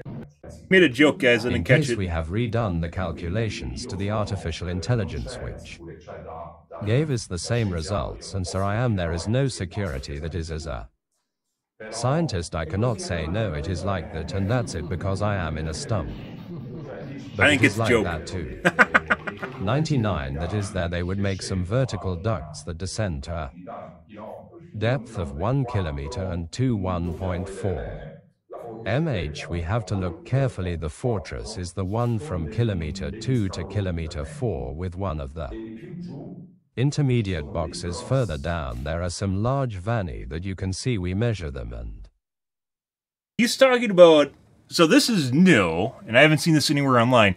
He's saying the structures go even deeper than 2 kilometers, and there's stuff further down, which I think arguably they're also saying they don't have accuracy to provide high confidence numbers on, which is why they aren't really completely showing that right now. There's stuff even further down, which, guys, this is getting really fucking weird. And once again, it's not really... Hollow piles is literally probably up there with the aliens building them in the first place. So the aliens might have put hollow piles in the ground at this point is where we're going with this. Because they go even deeper, which... You wouldn't even need to do that, let alone could the ancient Egyptians even do that in the first place? I don't think they fucking could. Yeah. Like, so he's saying stuff is even further down, but they don't have the confidence in the numbers to provide that basically for us right now. So they provided basically stuff 1 to 2 kilometers down, which is the piles, or excuse me, the hollow tubes. I stopped calling them piles. The hollow tubes with the cubes underneath, the 80-kilometer cubes underneath them, 80-meter cubes. 80 meters, guys, if you're curious, you're American, 80 meters cube is 2/3 of a football field. Just as an idea of reference of how big this is, those cubes underneath these piles are also hollow, which wouldn't make sense in terms of a pile because you don't put cubes under a pile, which makes it even... So, like, you know, going back to our explanation of it possibly being a hollow pile, you don't put empty cubes under a pile. That would make absolutely no fucking sense. So... Even less likely that they're actually piles in the first place, because what is a fucking cube doing under there in the first place? These cubes are gigantic. 2/3 of a football field is huge, cubed. 80-meter cube underneath the piles, or god damn it, underneath the hollow tubes are these is the 80-meter box, as they showed earlier in the footage, right? These guys right there. So. Highly unlikely that these are piles. I completely forgot when we were talking about because I didn't even know about hollow piles, to be perfectly honest. When we're talking about this, yeah, there's boxes underneath it too. So hollow boxes makes it even less likely that these are piles. 99. 99, that is that they would make some vertical ducts that descend to a depth of 1 kilometer and 1.4. MH, we have to look carefully. The fortress is the one from kilometer 2 to kilometer 4 with one of the intermediate boxes further down. There are some large vanni that you can see. We measure them and... Valley?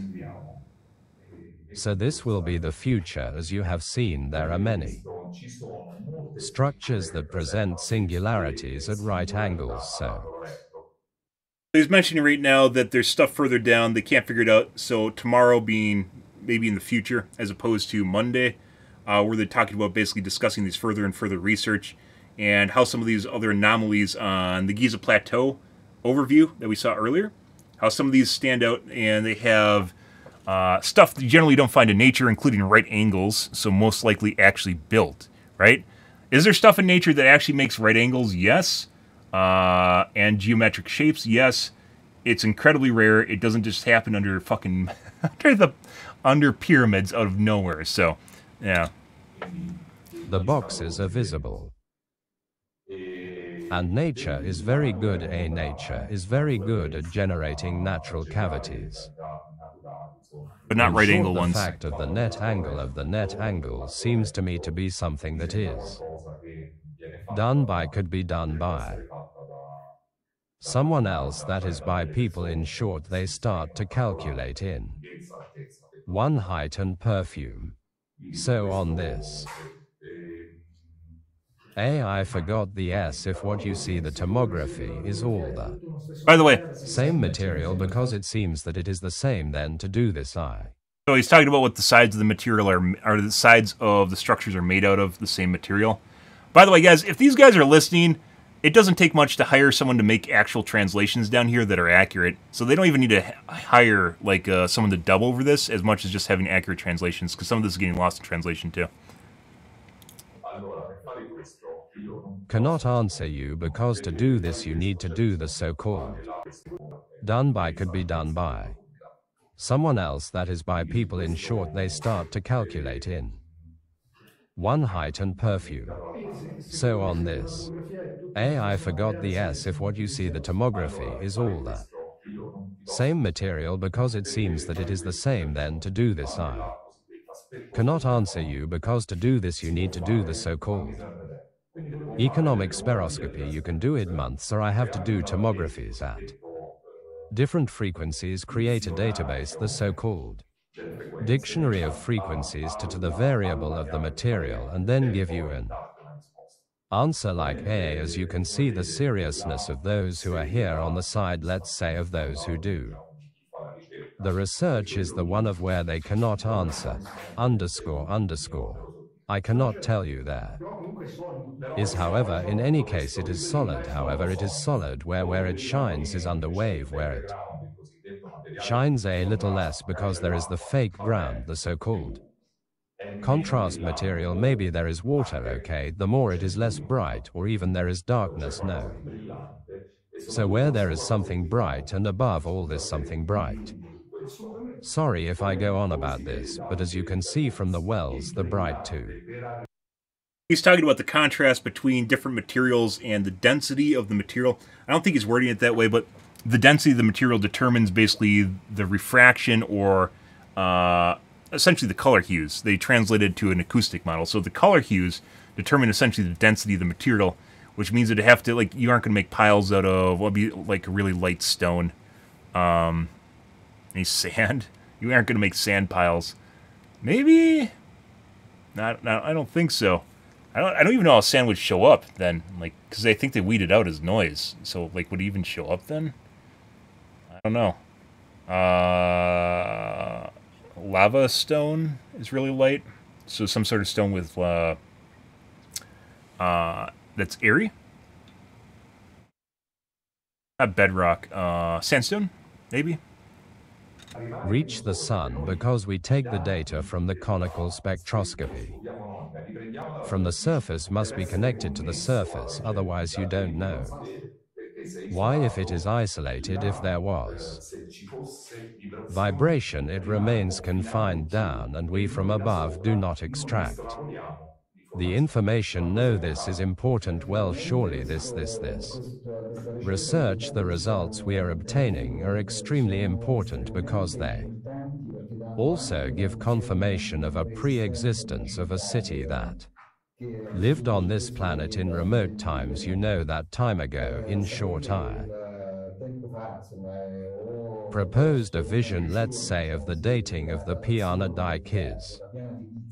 This is one of the dynasties. Also because of a series of documents that are considered of little interest, but that with the progress of this research also take on an increasingly marked value. I am referring, for example, to the word smerodine because this to answer Thomas first. He asked a specific question about why Ameti, so I will also come to you on this question A, but also for. So he's talking about basically cross-referencing old texts and pieces of mythology or things that people have talked about in the past that showed little interest because there's nothing to go off of, right? Because there's an empty lead. But as it turns out, there's something quite a bit bigger going on there. So when they talked about earlier about explanations, and not one being, you know, maybe it is a hollow pile that goes to an empty box, which wouldn't make sense at all. One of the things that they considered was the house momenti, because those are actually mentioned in pieces of text, and they're going off basically mythology that potentially could provide an answer, because there's nothing else. What else? You know, you can make up your own explanations for it, but you know, if we're actually looking at what's there, if we're theorizing right now, they're using what's available to them, which is pieces of text that were, you know, kind of forgotten, I guess, or didn't really have a purpose, besides conspiracy theory. Example, the chronology of the royal canon and the myths that are told in the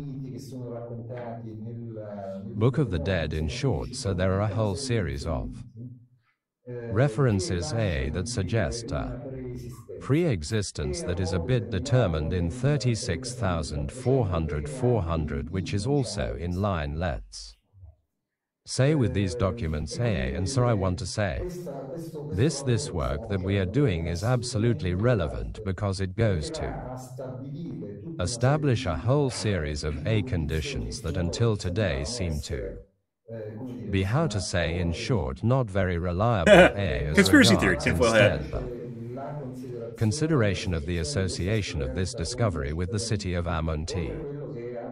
Beyond what Professor Ma has perfectly specified, there are some elements that are emerging from the reconstruction of what we are, identifying under the surface that seem to be consistent with some descriptions that we find in the moments before I was referring to the emerald tables, where there are precise references to these wells that go deep, that were built.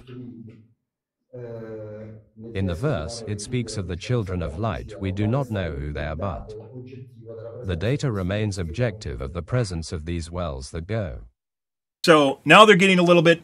remember earlier how they said that they had some ideas of what they possibly are, but weren't going to share them because they don't really have any factual basis. This is what they're going off of. So if you have works, guys, through mythology, once again, if we talked about the Bible earlier, it's not that everything in it's correct, but there's bits and pieces in it that actually were things and events that happened.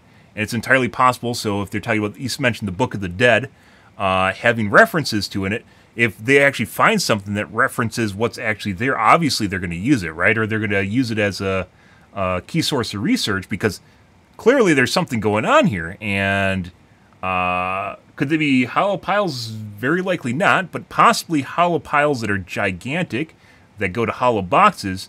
But then the explanations that they got from the Egyptians themselves, or basically their Bible-ish sort of book, is potentially a library, right? Which is also one of the possibilities here. Deep as well as the boxes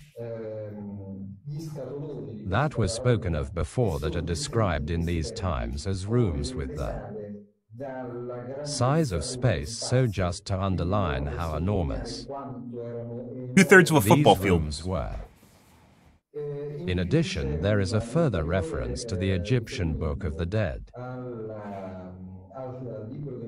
in particular in chapter 149, where there is a description, let's say, of these rooms, not extremely precise. In fact, it speaks of 14 residences, but only some of these are discrete, that seem to assume, let's say, from the reconstruction of the precise connotations that leave us as if to say, hey, they give us a relative certainty that we are talking about some rooms. And my hypothesis, that however must be evaluated from a historical point of view, is that about 13,500 years ago, following a cataclysmic event of which we have almost all the reformations today, and that was then reproduced by scientific works.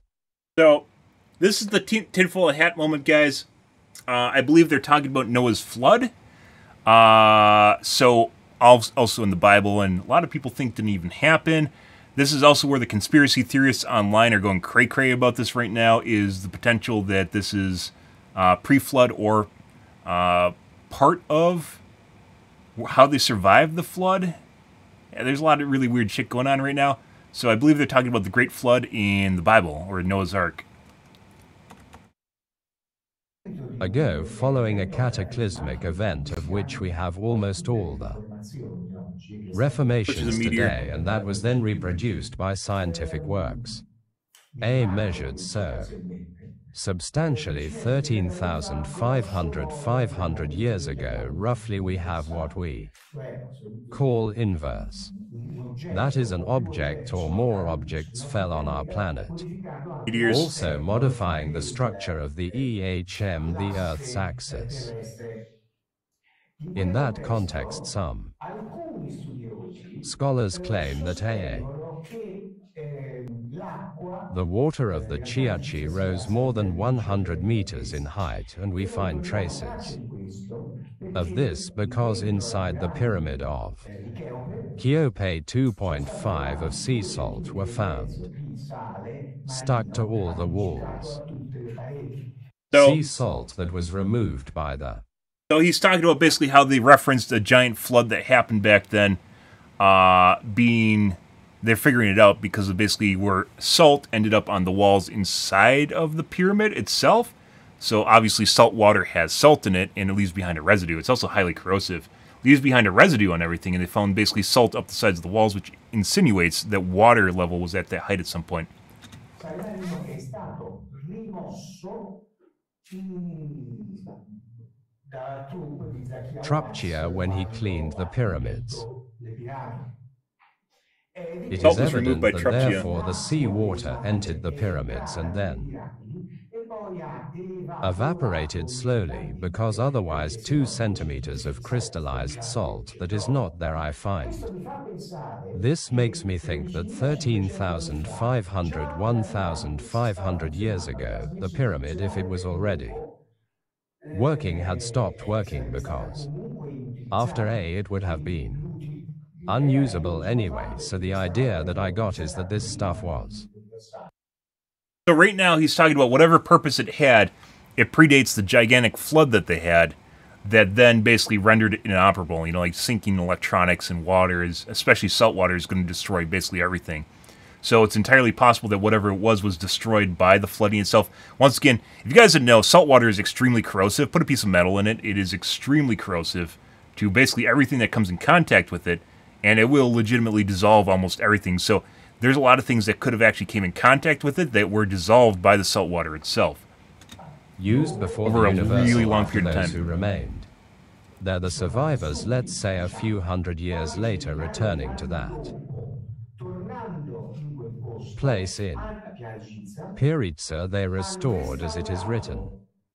So he's mentioning that whatever it was built before ancient Egyptians, and the ancient Egyptians came back and basically took over the pyramids. So he's asserting that the pyramids actually predate ancient Egyptians, and the ancient Egyptians basically took them over and then basically modified them into burial chambers. It's kind of what I think he's saying right now.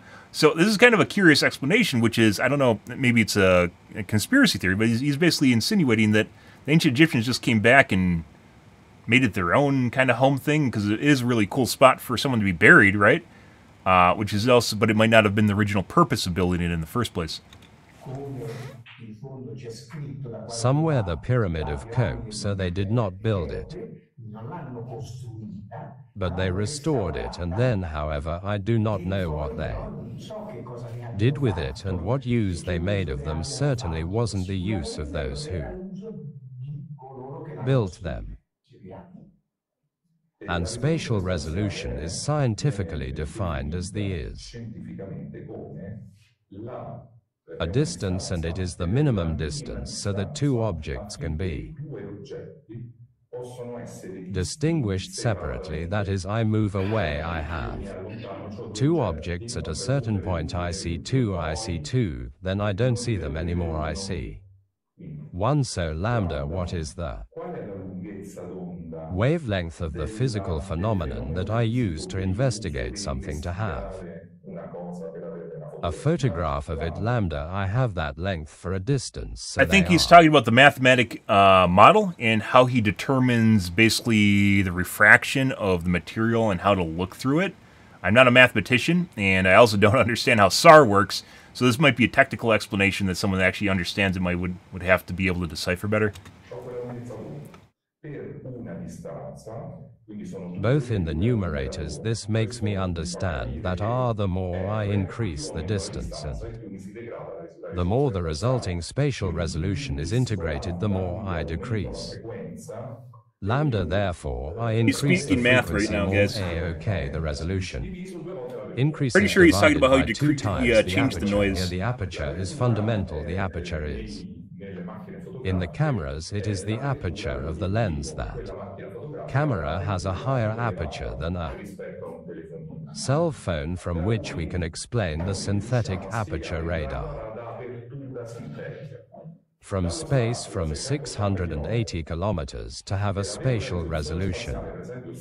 For example, submetric on Earth. By doing the calculations, you can easily do them at home. It turns out that you need to build An antenna, for example, with a length of 60 to 70 kilometers, i.e. a piece of iron in the space of 70 kilometers. And how do you do it? Having hypnotized this, let's say, city, this structure that humans can have water depth, build an antenna, for example, with a length of 60 to 70 kilometers, i.e. a piece of iron in the space of 70 kilometers. And how do you do it? Having hypnotized this, let's say, city, this structure that humans can have water depth and in those temperatures, with those temperatures or other grass sheet. Thanks for the question. In fact, we wanted to talk about this. Then I don't know if you want to answer no here, then if okay, then I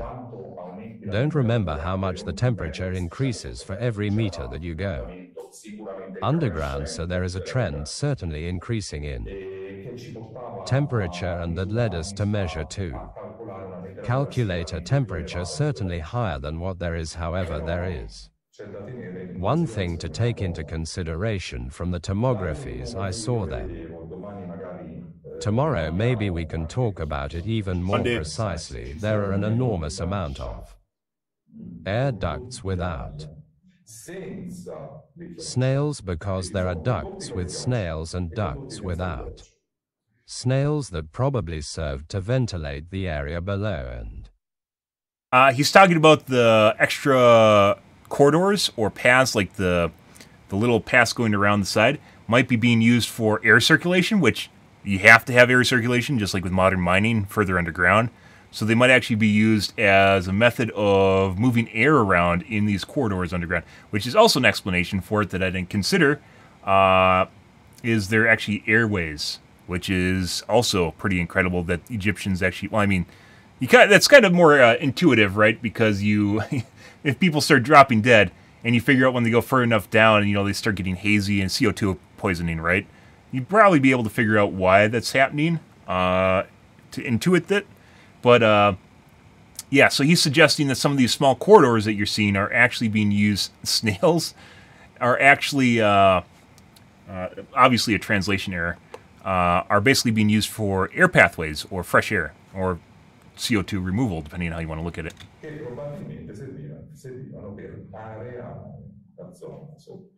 Above, sir, below, and therefore try to maintain a temperature compatible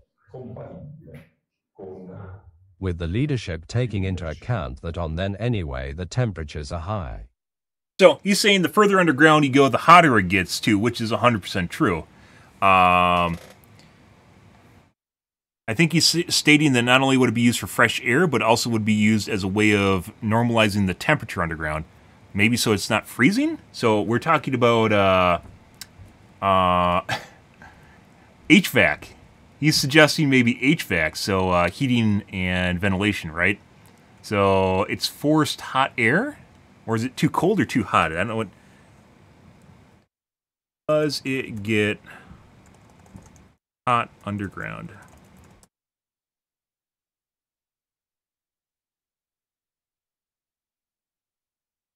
How hot is it at 1,000 feet underground?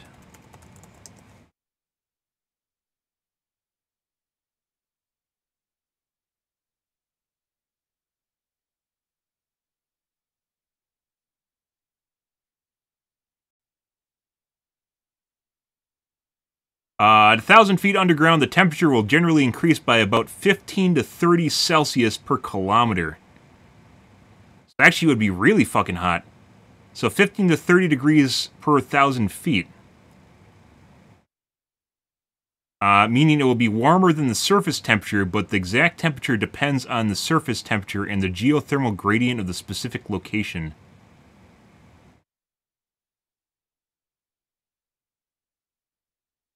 The general rule of thumb is that an increase of 12 to 15 degrees per 1,000 feet of depth. So it literally would be frying people underground. So essentially, this is the opposite. I thought it would be getting colder because it does get colder when you go underground, but then it starts getting hotter when you go further and further underground. This is really deep, by the way. 1,000 feet being a little. How many kilometers is that? Like 3.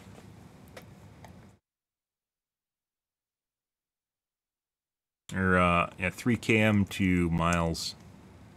No, not 3. 2?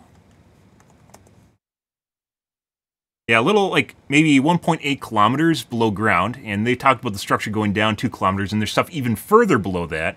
So, yeah, there's actually potential where it could be extremely hot. It could be extremely hot underground. Because they're going really deep. And as such, he's actually insinuating that they had an HVAC system to make it cooler, assumedly making it cooler down there. Which is, that's insane. That's fucking insane. They actually, like, I mean, you'd be able to intuit that, right? In the first place, you'd be able to use intuition to figure that out because you're going down, it's getting hotter and hotter and hotter, and it becomes a problem. Then you're like, hey, maybe if we move air, it gets colder, so that they could figure that out, right? That's not super far-fetched, but the fact that they're actually constructing this is like, God, guys, this is like literally like the Mines of Moria. This shit is insane. The whole idea of this is absolutely insane in the first place, and it's clearly there. Snails that probably serve to ventilate the area below and above below, and therefore try to maintain a temperature compatible with the leadership, taking into account that on then anyway the temperatures are high. Not yes, not as high as you can think. We made GA, we saw that basically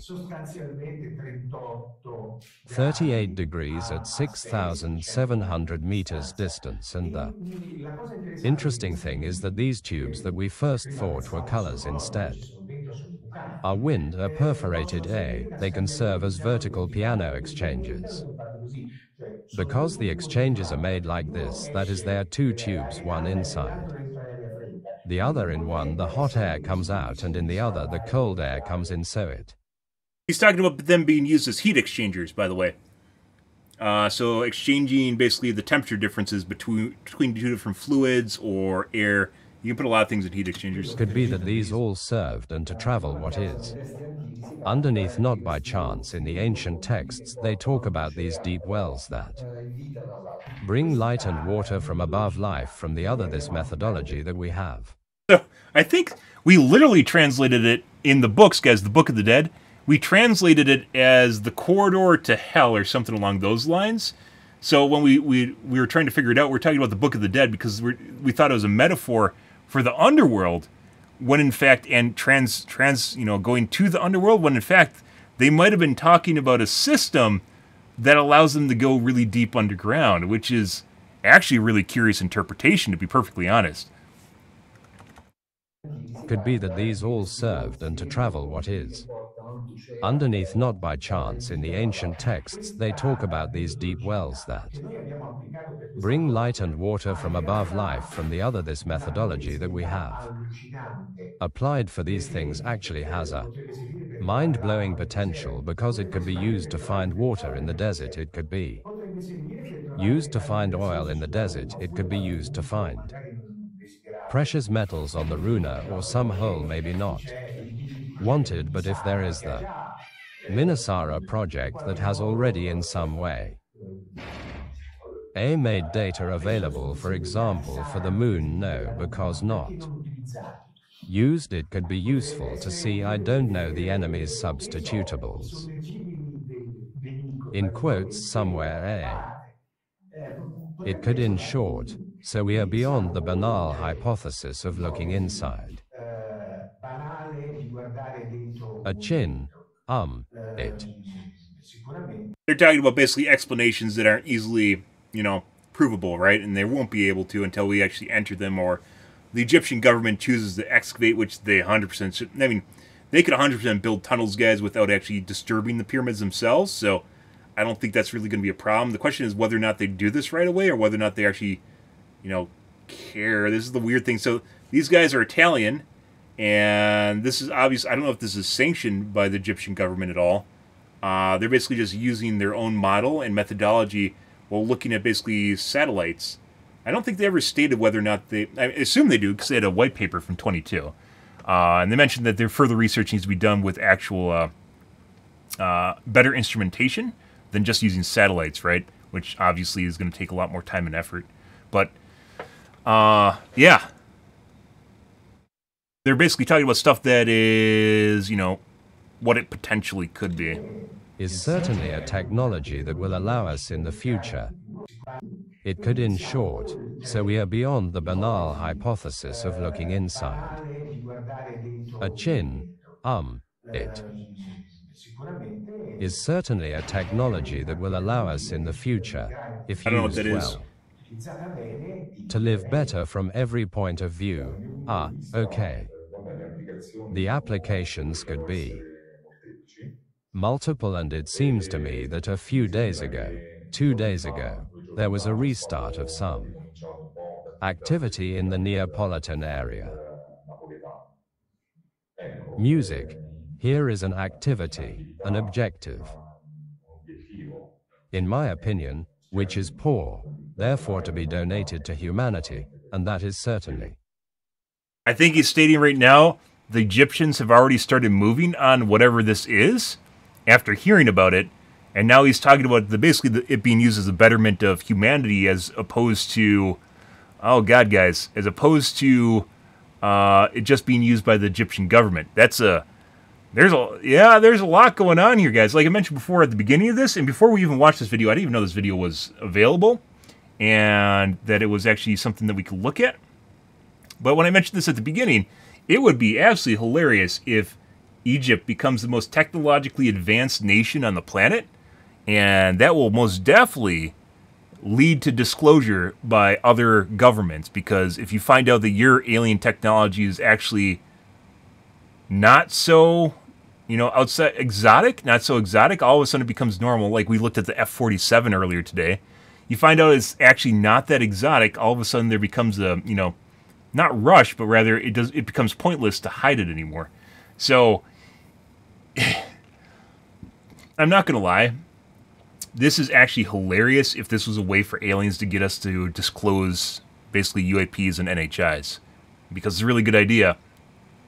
If all of a sudden that we find all this weird stuff below Egypt, there is actually potential for, well, I wouldn't say instability, but rather at the same time it would definitely make leaps and bounds. And it's pretty clear at this point that we have reverse engineering programs. The F-47 literally looks like it's fucking basically like an alien craft.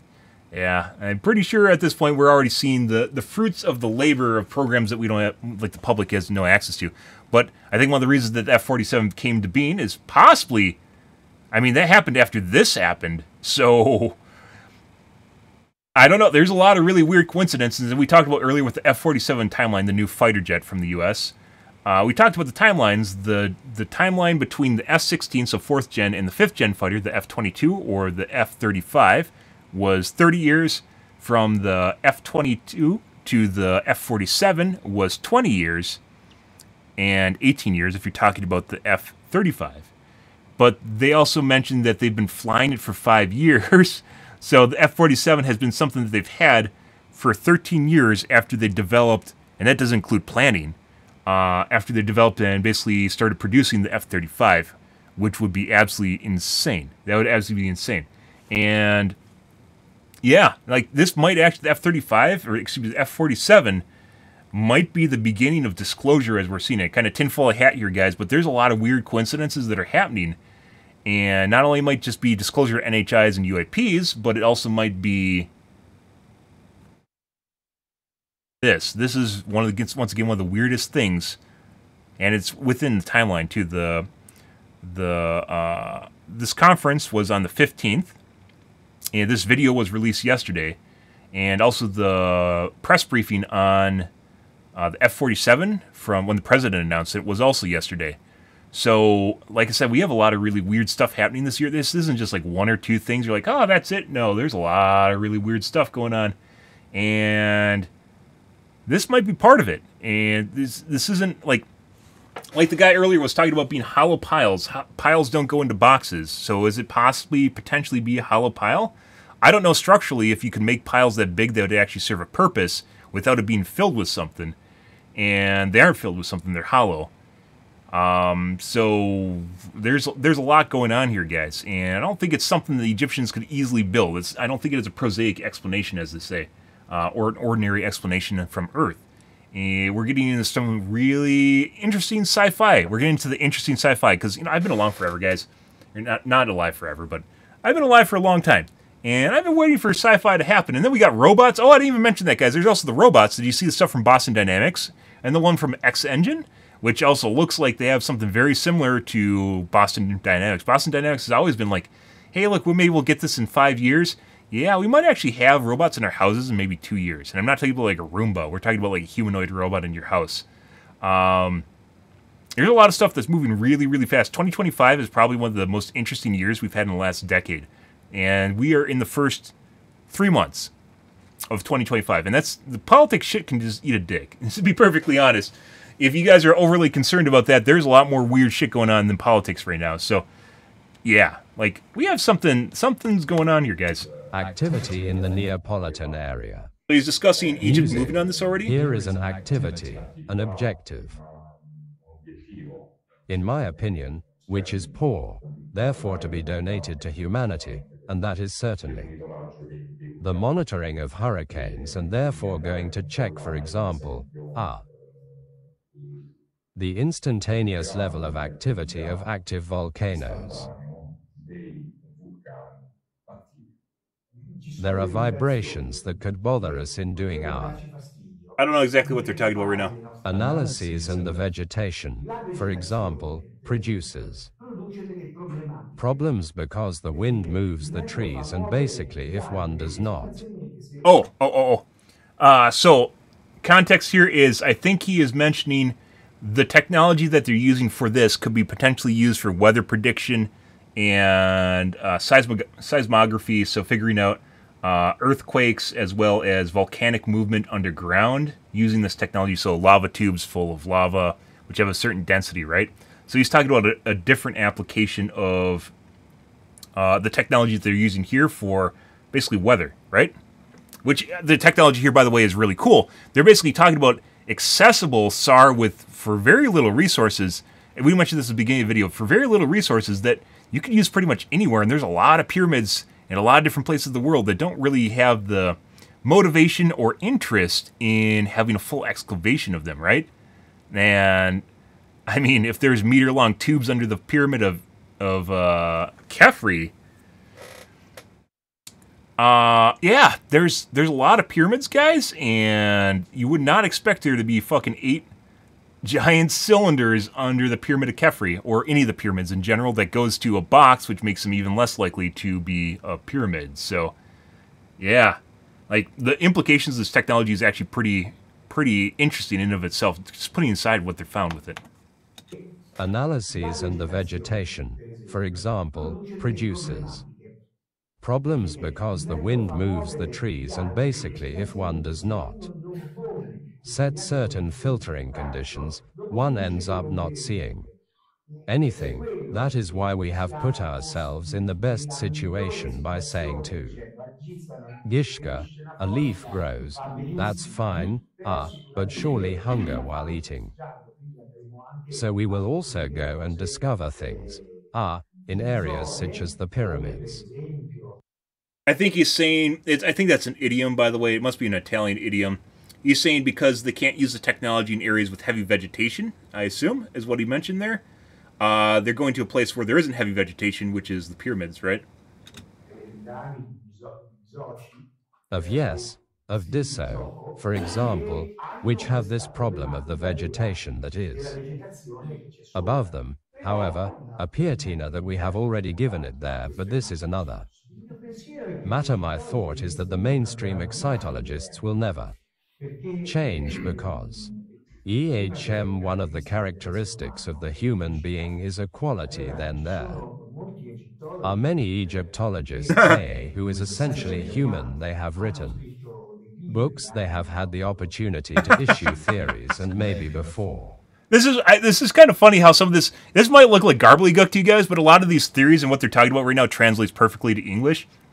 He's saying there's a lot of people that make careers or professional lives off of basically their work with Egyptology, or basically the industry there. They're known experts. This upends it, and there's going to be a lot of people that are kind of butthurt about that, or might get blowback because they don't want it to be true, because they're the ones that know everything, right? This is the scientific community bullshit. Yep. So like that you don't need to look at that and go gobbledygook. This stuff like that translates perfectly to English or just scientific criteria in general. And sure, there's going to be plenty of people that push back against it, right? He's talking about that, I think, and how they're going to approach it. One of the characteristics of the human being is equality then there. Are many Egyptologists, who is essentially human, they have written books, they have had the opportunity to issue theories, and maybe before dying, what do? You demonstrate that what they had written was all wrong. The ex-humans are not so capable at a conscious level of admitting that they could have been wrong. I live in another world. I live in the world where humans don't like admitting they're wrong when they put their entire life works on it.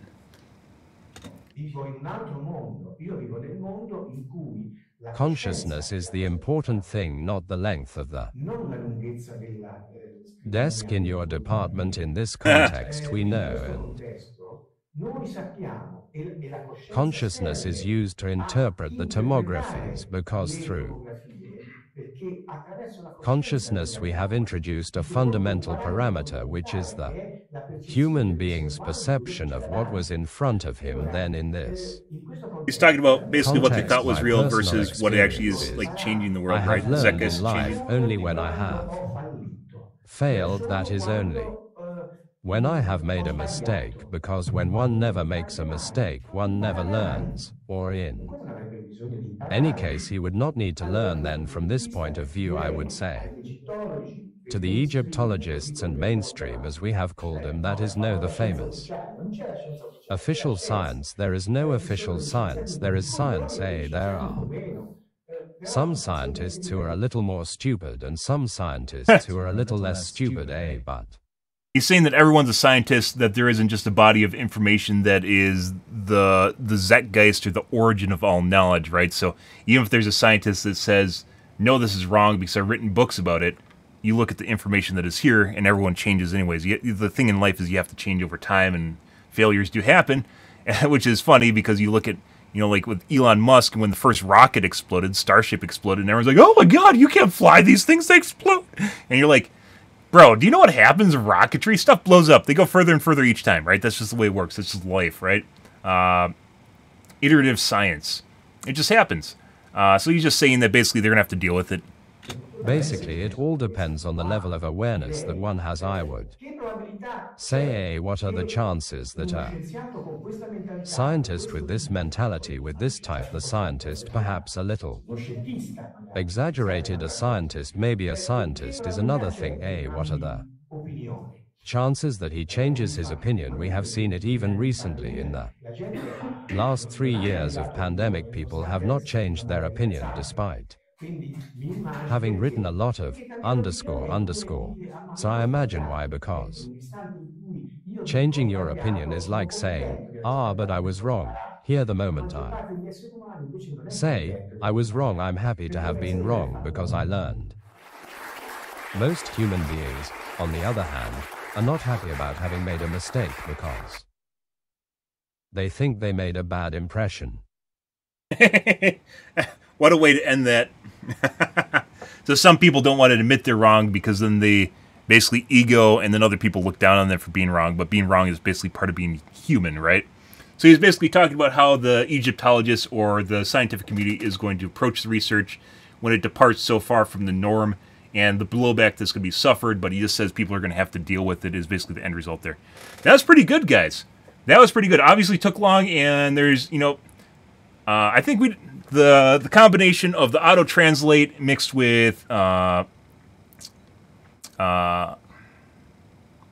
call him Charles from the UK, with the addition of Charles from the UK, definitely made things. I think we translated most everything in there. There's mainly the stuff that we had problems with was the mathematician, where they're actually talking about how they, like, he went into the mathematics of basically how they change things, right? That was a little bit hard to translate, but most of the stuff here and everything that they talked about is, I think I got things pretty much right, where the auto-translation was kind of, it was rough, but we were able to figure it out through context and through what they're talking about when the topic matter popped up.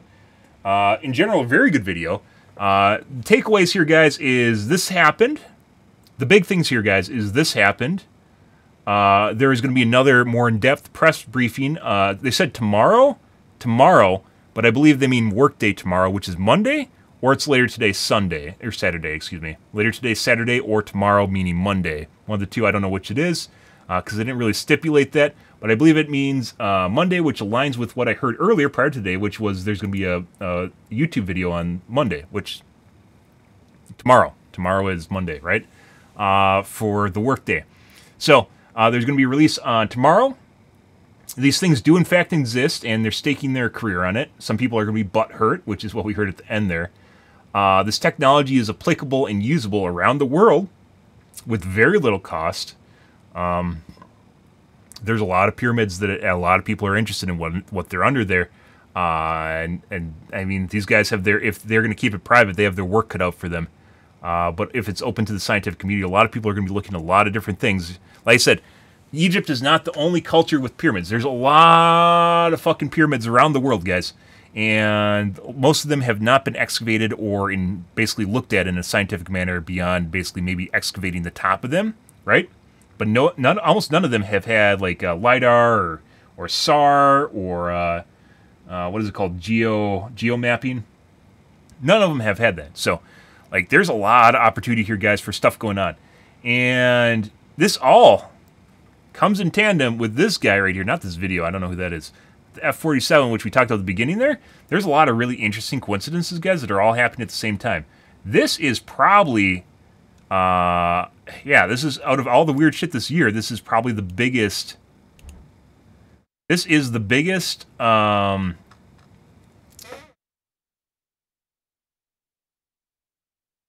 exploration advancement. I don't even know what to call this. The biggest thing to happen, well, for now, and even if those are empty and there's nothing in them, the whole premise of how the fuck they built them in the first place is going to be something that's not going to be answered in a long time. I don't think you can't answer that. They're not only, they can't be hollow piles because they go to a box at the bottom. They could potentially maybe be hollow piles. I don't know, but they'd have to be able to build them in the first place, which is insane. Hollow piles, as we looked at earlier in the stream, came around in the 1800s. Piles, according to Google, have been around since 600 BC, so a long time ago. Hollow piles, basically the idea that you can basically make a concrete pile or a steel pile that's hollow, has been around for 150 years, 200 years. So not that long. And so very unlikely that they're piles. They mentioned some cool stuff in there which I didn't even think of, which is in the video. They mentioned some of the corridors might be used for HVAC. They're used for not only moving air in and out, but also keeping the temperature comfortable in whatever's down there. They thought of HVAC. They might have thought of HVAC for whatever the fuck this is, guys. That's incredible. That's fucking incredible. Did we, mines didn't even have, like, I don't even know when they figured out, hey, look, we're suffering from CO2 poisoning, and they decided to pump air into mines. That's something I'd say relatively newish, too. Yeah, like, this is some pretty incredible shit, even if there's nothing down there, which I highly doubt. I mean, actually, I might take that back. Because they said the area is probably flooded with water, it could be entirely possible that whatever's down there is basically debunked, assuming that it's prosaic, assuming humans made it, whatever's down there, books, things that are actually like electronics would be dissolved or just basically turned to garbly-gook, probably gone. But if they find out that that's actually, like the non-prosaic explanation is that's something that couldn't have been built by Egyptians, and it's basically not full of shit, which means it still hasn't filled in? Yeah, there is potential there that there's stuff down there that we don't know about. And once again, I think one of the guys in the video said there's already movement in Egypt. Briefly, they mentioned there's movement in Egypt, meaning I think the Egyptian government already realizes that there's something going on here and they have to take a look at it. Besides the short little, like, 2 sentences in the video itself, there isn't really much else to go off of because I haven't heard it anywhere else in here. Yeah, and we will definitely take a look at whatever they release on Monday. This is some pretty incredible stuff. Once again, this is all over this stuff. No one's looking at this channel. I don't understand why. This is the origination of a source of this stuff online. Almost no one's looking at this channel. And this channel is basically where it's all coming from. And yeah, I like this video. I haven't seen this video anywhere on Twitter or any. Like, look how many views it has. It's like no views. even the original announcement videos, which I even talked about on Twitter, have almost no views. There's like no one looking at this stuff, which is incredible. Some of the videos I've seen, kind of shows how poor their online presence is. And by the way, they don't need to hire someone to speak, like to dub it, so like to speak in English, but they should 100% hire someone to make translations, because I can sort of put together what they're talking about. I guarantee you there's a lot of people watching that video that probably can't.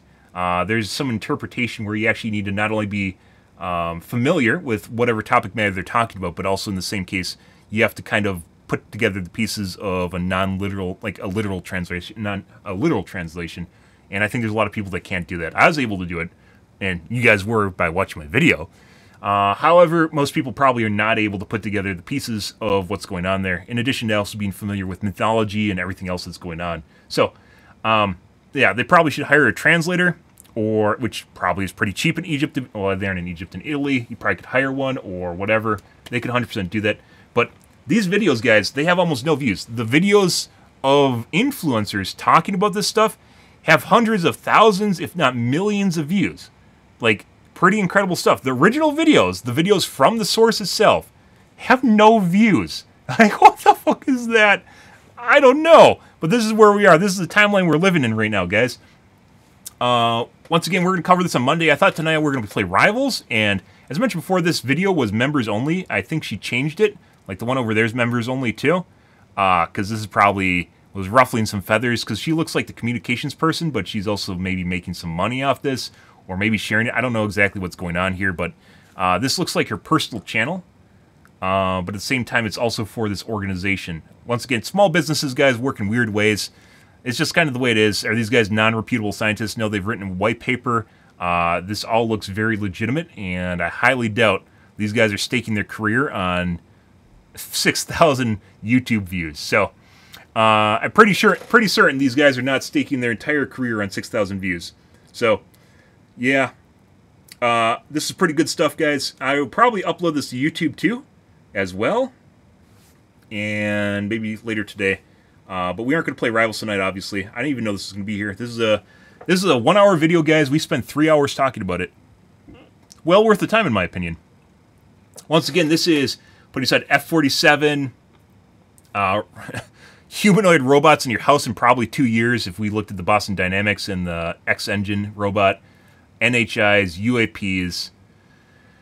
God, there's so much shit. Psionics, the potential that psionics were actually inhibited in our brain, based according to the Canadian research paper, that we actually have psionics and our brain is filtering them out. I mean, there's more. I'm not even thinking of everything now. A lot of shit going on right now, guys, and the least interesting of everything happening right now is politics. So Monday we're going to take a look at this again. We'll see what they have to offer. I really hope more people. I'm going to talk about this online, probably afterwards. So I'm going to make sure that other people on Twitter, especially the UHP crowd, because they love this shit, know about this. But this is the source of information. This is where, like, some of the people are getting it from, and there's a lot of people parroting each other, which just leads, you know how you play the game of telephone where everyone talks to each other and then it just turns into gobbledygook at the end? There's a lot of, despite copying each other, there's a lot of pieces online that either are missing parts of information or misconstruing information, or they don't have the right information. So, yeah, all right. We're going to get out here, guys. Tonight will be Marvel Rivals, going back and streaming some video games. But for tonight, this morning, this is pretty good. I'm actually pretty happy with this. This has answered a lot. The main question that people were going into this is it legit and where is it from? And this is the answer to that in the first half of the video, which we covered. And the last half is basically them talking about the implications of it, talking about the different explanations for it, HVAC being up there with some of the potential of what's going on there, which once again I didn't even think about the temperature difference underground. Yeah, and then they also talked about the timeline of the pyramids, and basically that the pyramids could actually predate ancient Egyptians, and the ancient Egyptians just took over the pyramids and turned them into basically tombs because they could. Because, like, hey guys, these are fucking cool. Let's make a burial mound here. Like, yeah, man, that's a good idea. And then we had tombs. But they might not have been tombs in the first place, though, right? Lots of cool stuff, guys. Once again, the next press release, according to the video and according to what I heard online, is going to be on Monday. So keep that in mind, guys. We're going to watch that on Monday, but tonight and tomorrow is going to be Marvel Rivals with some pretty bad EOMM and DDA